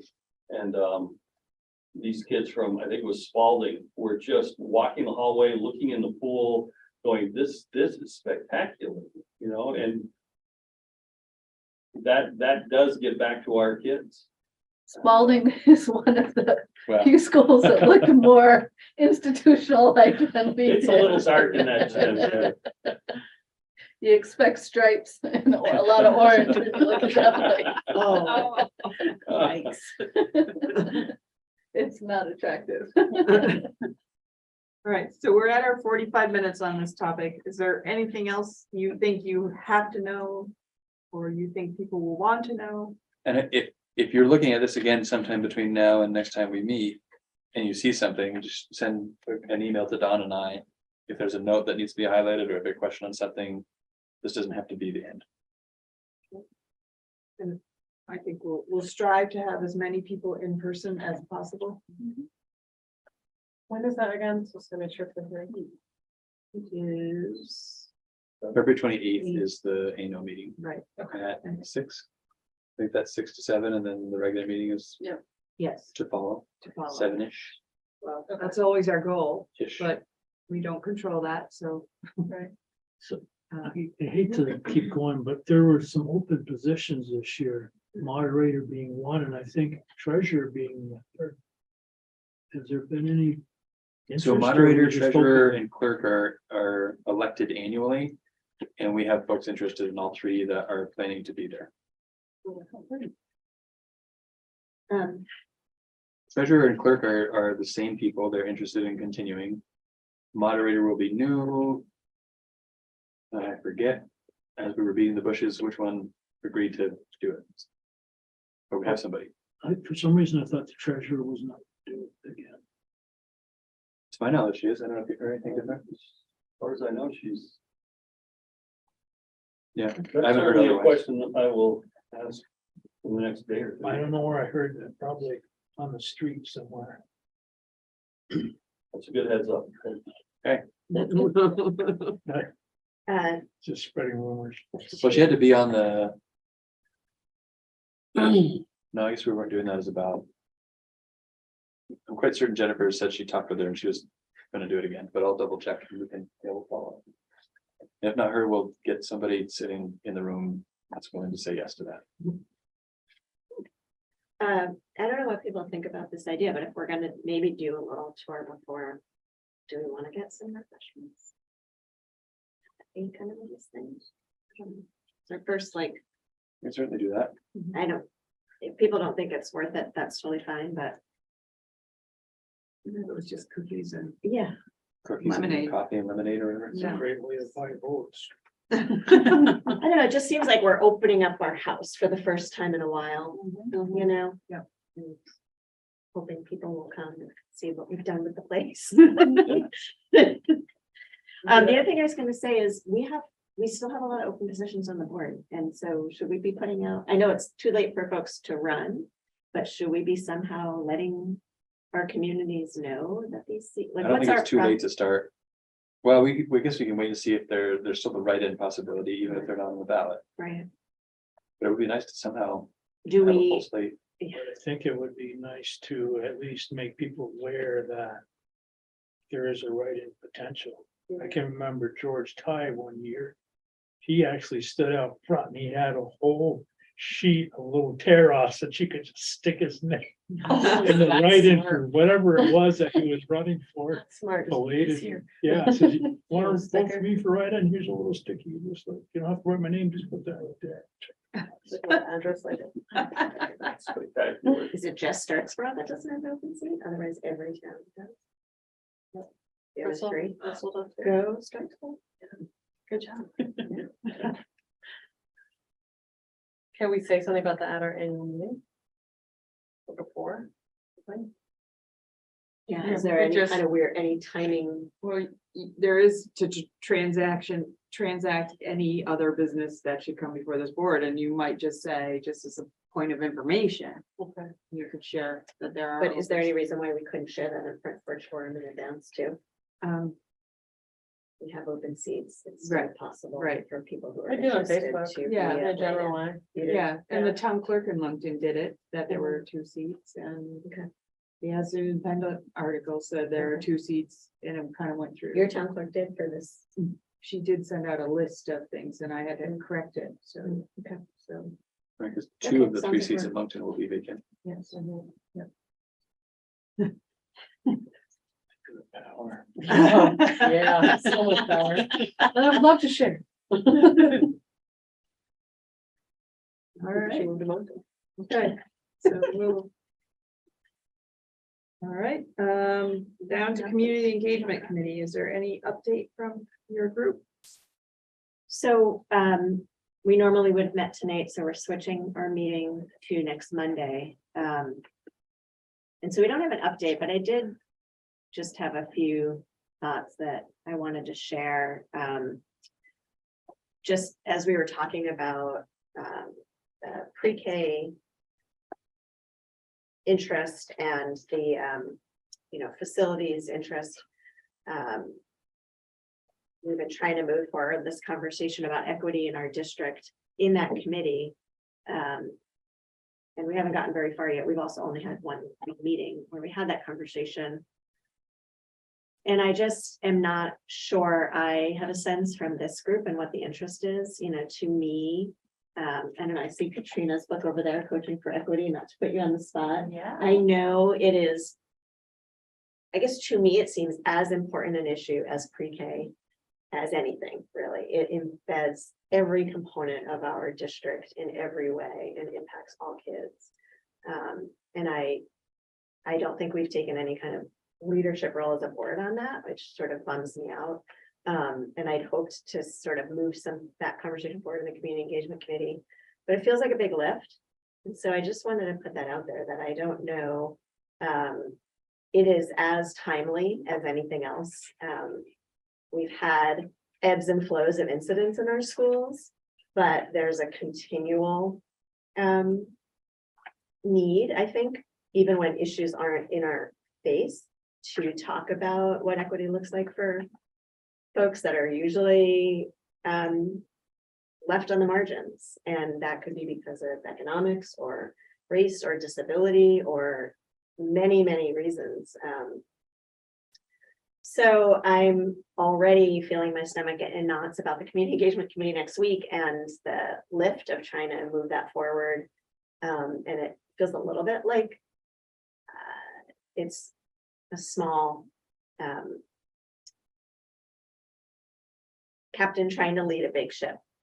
So I just wanted to put that out there, that it feels really big and important, but I don't know where this group stands on that, and if this is really the work of the community engagement committee or a bigger conversation. I know it's in our strategic plan, and I know, Patrick, you had mentioned, I can't remember how long ago, maybe the last meeting, that we need to kind of breathe life back into that. Maybe that's a place for that conversation. I don't know. It's a big topic to bring up at 7:50, but before we go into that next meeting, I just wanted to put that out there.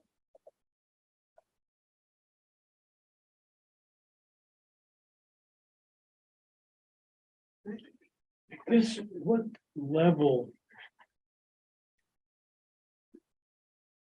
There's a whole bunch of levels of engagement, I guess you could say, from tactical all the way to visionary. And I guess maybe sorting out where you're at. I got the impression the conversation that engagement committees had today was pretty tactical to date.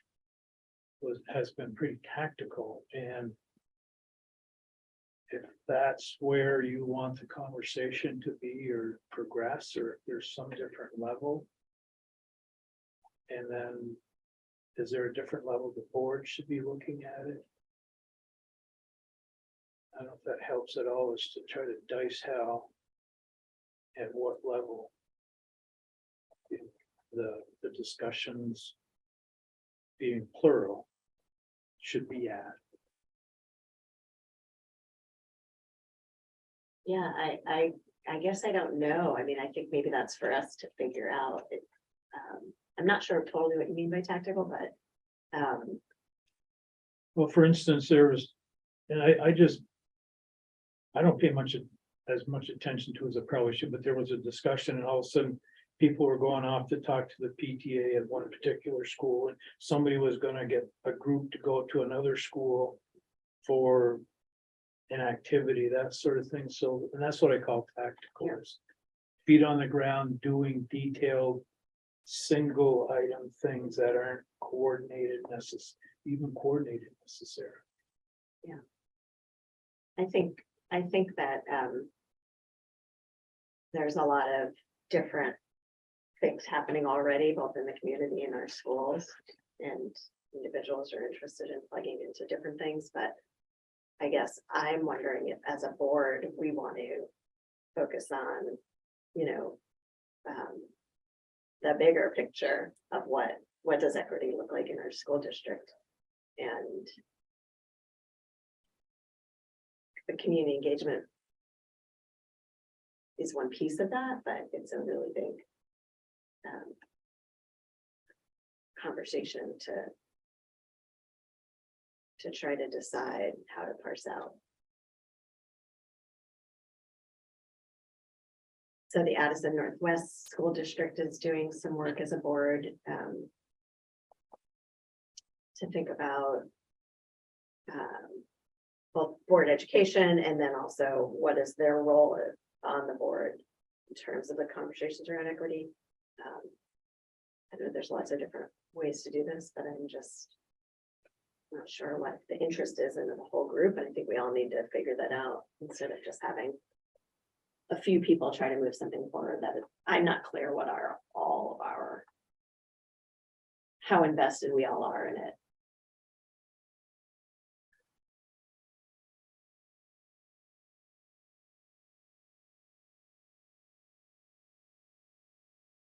This was spurred based on the ends policy, if I recall, as well. Language in that policy on it. Yeah. I do feel like that it has evolved from that. Like I'm thinking about a conversation at the retreat in the summer around ends. That I think helped sort of lead to this particular topic within the ends. Which, as Krista said, surely really is. It touches upon essentially all aspects of the ends.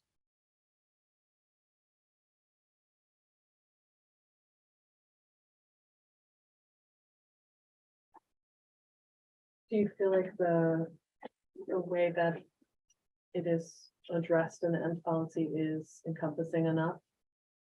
Or clear enough? Or is that kind of where we should start? I'm trying to think of how to. I mean, I don't know that.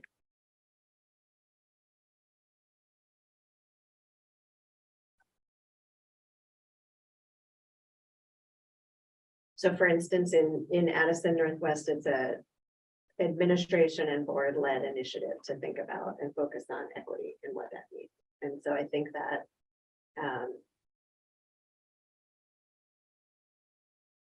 there's leadership and interest in moving that conversation forward. There's conversations that are happening in the community that I think have made folks concerned, like, wanting to ban certain books or having questions about, groups coming in to educate kids on different topics and things like that, that have raised that concern for those folks. But I think the district has decided to really focus on what does equity look like. I'm not finding my words, sorry. I would like to see us take a leadership on this topic in the same way that we're talking about pre-K, in the same way that we're talking about facilities. I don't think it should just live in the community engagement committee. I guess that's my concern, because it feels too big to do that, and I'm just not sure how to move that forward. I feel like I think some people in the community might think of equity as just gender and ethnicity, where it's like you were saying, there's a lot more to it, and like facilities, making sure they have the pieces they need. Same with pre-K, same with food, transportation, like everything in this. Yeah, it's big. Is there. So, right, so how do we make sure that we're looking at, if we're upgrading a playground, that every child we might have can access that playground, and making sure that everybody has a safe way to school every day with our contract, with our everything. So how do we kind of move forward with all of that, is what you're asking? Yeah. The committee devoted just to that issue. That's. And yeah. Yeah, that's what I was thinking about when we were talking about work groups, was that maybe this is its own thing.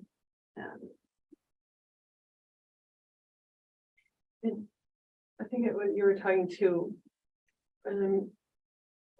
previous meeting about when we're reviewing the policies and making sure that we have that lens in every area. Yeah. Yep. And so that could kind of be part of those pieces. Yeah. I like the idea of a group of people really focused on it. Yeah, because it's not a small subject, so it can't be, I don't think, part of something else that's also big and really get the focus that it needs and attention. I also think too, back when we were talking about the committees and stuff, I hope, there's discussion about people being value added versus, kind of inhibiting. But I also hope that if there's a pre-K group of facilities or equity, that people who are like, okay, well, I don't have time to be on the board. I don't have the energy or the bandwidth to do this thing, but this is really important to me, and I'm going to make time for just Plug that. into that. Then maybe that would increase the community engagement. Even just community engagement might feel too big, but equity or pre-K or facilities might be like, oh, actually, I have something to add to that part. Yeah. And maybe that people would perk up. Well, and if you end up with a committee around the policy, then charge them with sort of looking for the equity piece in as they look at policies. And that's a place to put it in too, you know, where it's part of their work, it's part of what they should be looking for. And then that's a place to start too, where you can be thoughtful about it. But you probably have to determine some sort of like rubric or like guidelines or what you see as an equity. Because one person's view of it is completely different to somebody else's. You know Corey, right? Yeah,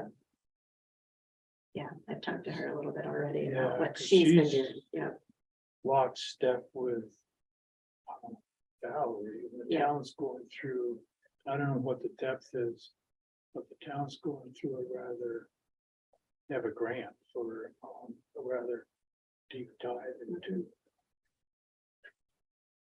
as it pertains to town government. Yep.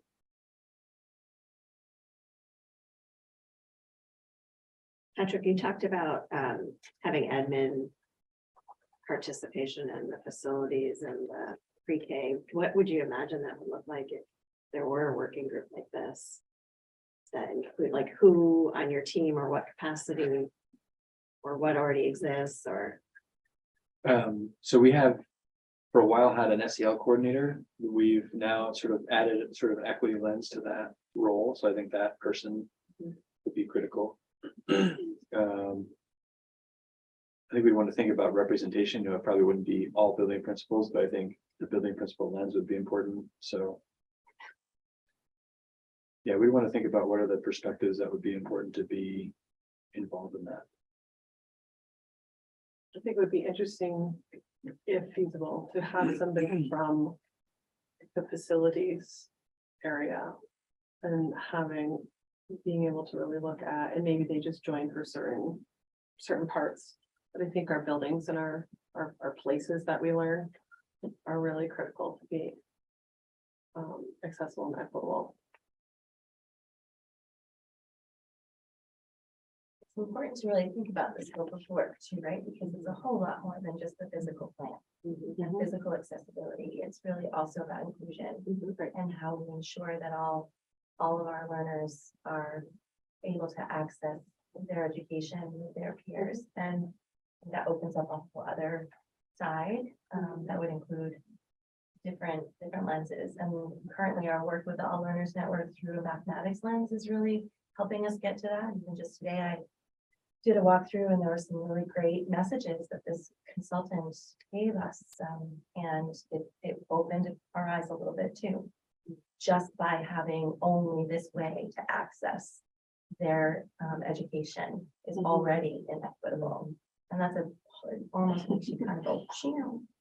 And that's what this book is about. And that's, just thinking about that piece of it, which is less concrete and it can be very specific and individualized. We have a team participating in Universal Design for Learning, which is an incredible resource that is also helping frame our thinking and to not make equity a thing that we do, but to really look at our practices and infuse a sophistication to how we really think about what we're doing with our kiddos. It takes it to a whole other level than just having a committee or an initiative that I worry gets watered down to things that we feel like we can check. That doesn't just get checked on.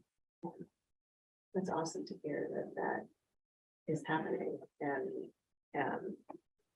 is that universal design for learning something that the idea is that a couple folks across the district are gonna get that knowledge and then it will be, Well, there's 12 of us. And it's the second year. We had a different iteration of people last year. Turnover's not being our friend in terms of being able to keep momentum. But it's still been really rich and we're trying to now merge the learning of the UDL team with what we're now engaging in with the All Learners Network. Because having separate things and giving our teaching crew and our community the perspective that things are done in silos, not what we want to be doing. Really want to be thinking about integration. And it's complicated because it's a lens that goes pre-K past 12th grade, really.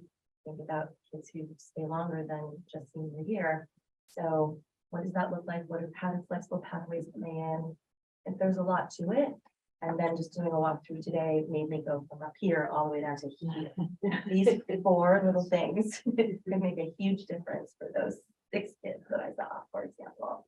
But you touched on the hard part, Krista, right? Going like how to scale up, right? From 12 people who are probably early adopters anyway, to everyone understanding, believing, and doing. Huge. But it's also like, so one of the things I'm doing this year at work is I'm creating a UDL checklist for teachers. Cause like, oh, this is so much. I'm like, you're already doing 20 of them. So take a breath. And I just want you to add one. And so we're just going in and observing and marking what people are already doing so that they can, no, look, you already gave students access to this information in 3 different ways by doing these things. And they're like, oh, okay. So it's changing that mindset of being scary. But to everybody be like, oh, wait, did I do that more than one way? Yes. Okay.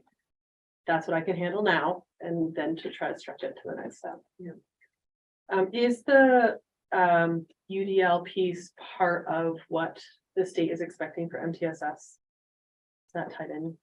I mean, they speak to it all the time. Yeah. But, you know, the state doesn't. But they haven't necessarily trained. Yes. The Okay. state doesn't ever You're come out and missing say, something. we think this would be a great idea. They don't say, Okay. so do it, and here's the funds. Yeah. But, We're gonna make clear what you should do without telling you what to do. And good luck. Yeah. and I think that's, you know, that's local control, right? So it's a balance, like, I don't always want to be told what to do, and our context is our context. And some of the things that we've been doing is, it has evolved over the past few years too. I would be remiss if I didn't also share that our high school teachers in particular are diving in a little bit deeper too, not just through ALN and all those pieces, because our math focus is really pre-K-8. So the 9-12 has been working closely with our coach Steph Ross here, and she's been fantastic with them during early releases, looking at their curriculum and finding ways to change and adapt and strengthen.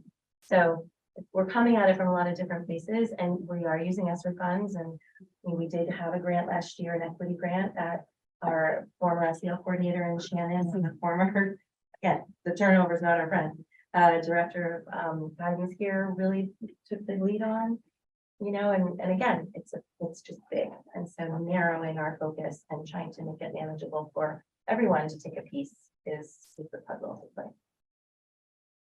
But there is language in our strategic plan that I do lean on very often. Can't believe I don't have a copy with me right now. We may actually even speak to UDL, but I'm not sure. But it really, it's good language, but as next year is our last year of our strategic plan, may I mention, wow, yours is even more beat up than mine. You know, as we look to decide what we're gonna do next, you may be able to say everything that we do fits under equity. So one major umbrella might get at some of these other pieces instead of 4 different ginormous areas of focus that we try to check off one at a time. And oh, by the way, never got to equity and community. And it is the challenge sometimes when if equity was a standalone thing and it's seen as an initiative in itself, it will create an overwhelming feeling to folks. Whereas if we continue with the UDL work and the work with our learners network that has those universal designs embedded in it, we're doing equity work in a way without putting people over the top. So that's always a delicate walk.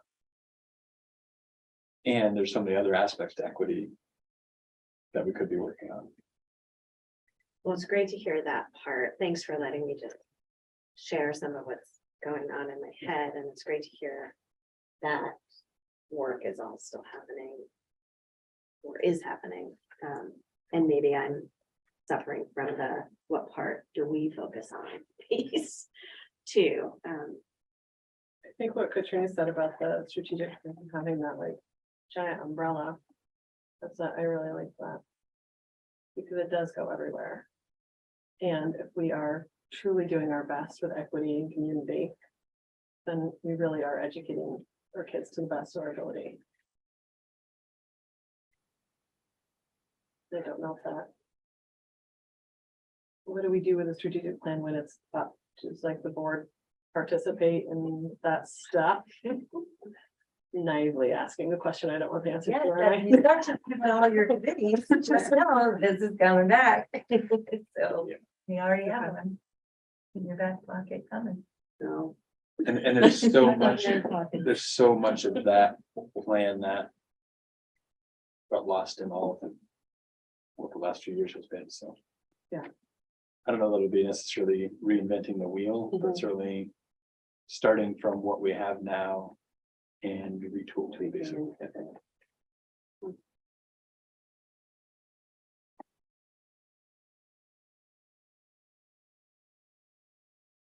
Not much. No. Solid direction. No, but that's okay. that Moves the conversation again to another level. That's the work. Yep. All right, anyone else? Okay. All right, next we have public comment. And we have no public left. So. Let's say there's none. Chris, Krista, I forgot you were the, gonna monitor our meetings, so. Let me pull up the, There is the old evaluation tool or the new evaluation tool. well, you know what? We're gonna use the new one. But where is it? Down in the agenda.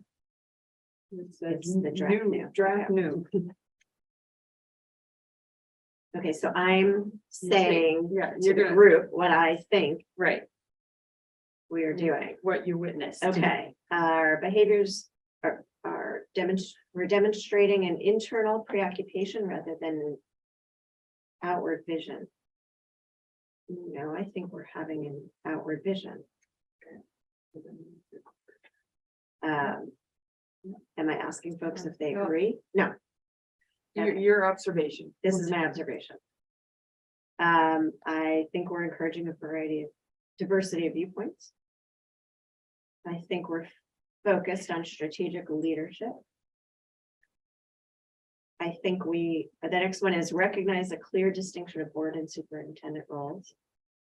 That's an ongoing process, but I think we did pretty well tonight.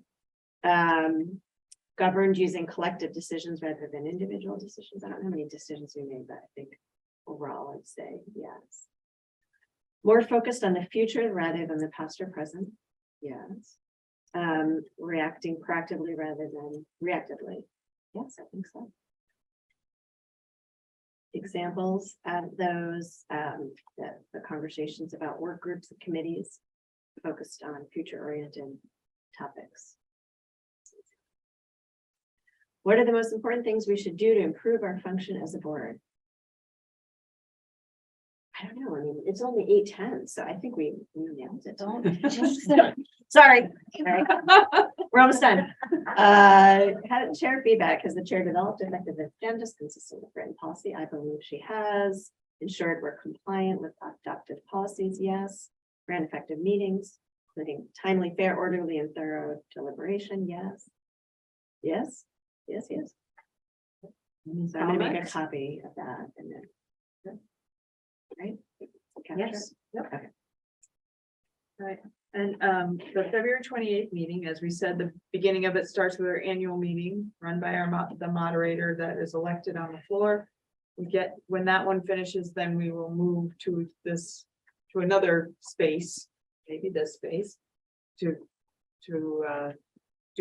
have our business meeting. So. And we have a bunch of stuff already on that agenda, so. Bring snacks.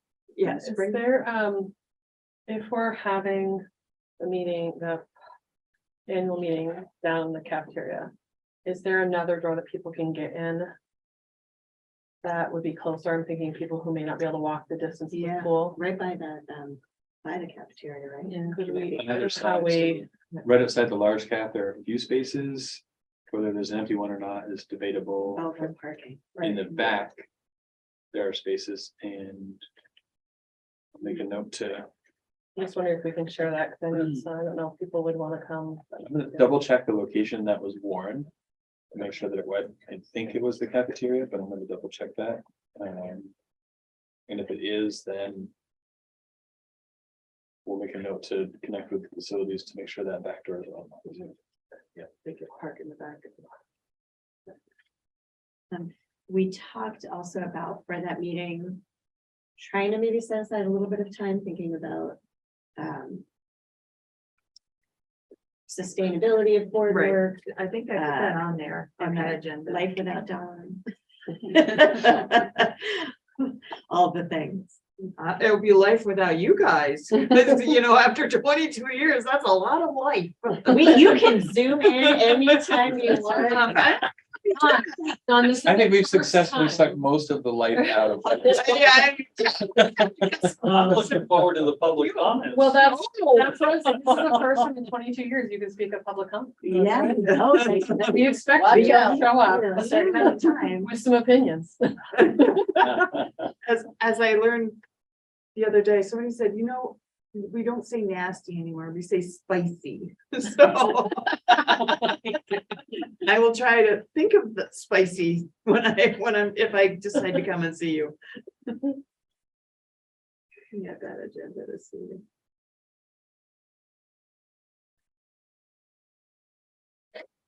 To clarify, we don't have a meeting until the 28th of February. No, we have a meeting next week But Um, On that's the 15th. on the That's- 15th. not But a that's a board. special meeting. right? That's a special Okay. meeting with. Okay. Don't worry, Sarah. That's over a You week haven't away. missed that. Oh, bumped up. Okay.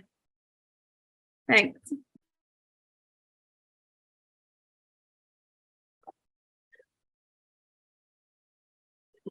Just throw out there, unless you add another meeting, you only have 2 more left with Dawn.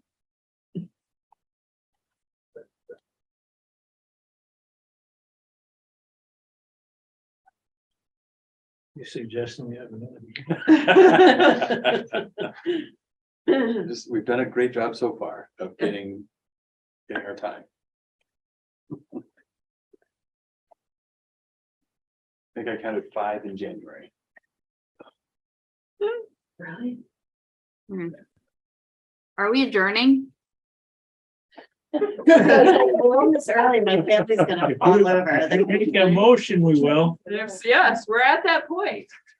I'll make a motion to adjourn. Second. All right, all those in favor of adjourning at 8:14. Aye. Please say aye. Hi. All done. Any opposed? All right, Brad's thank already you. waving.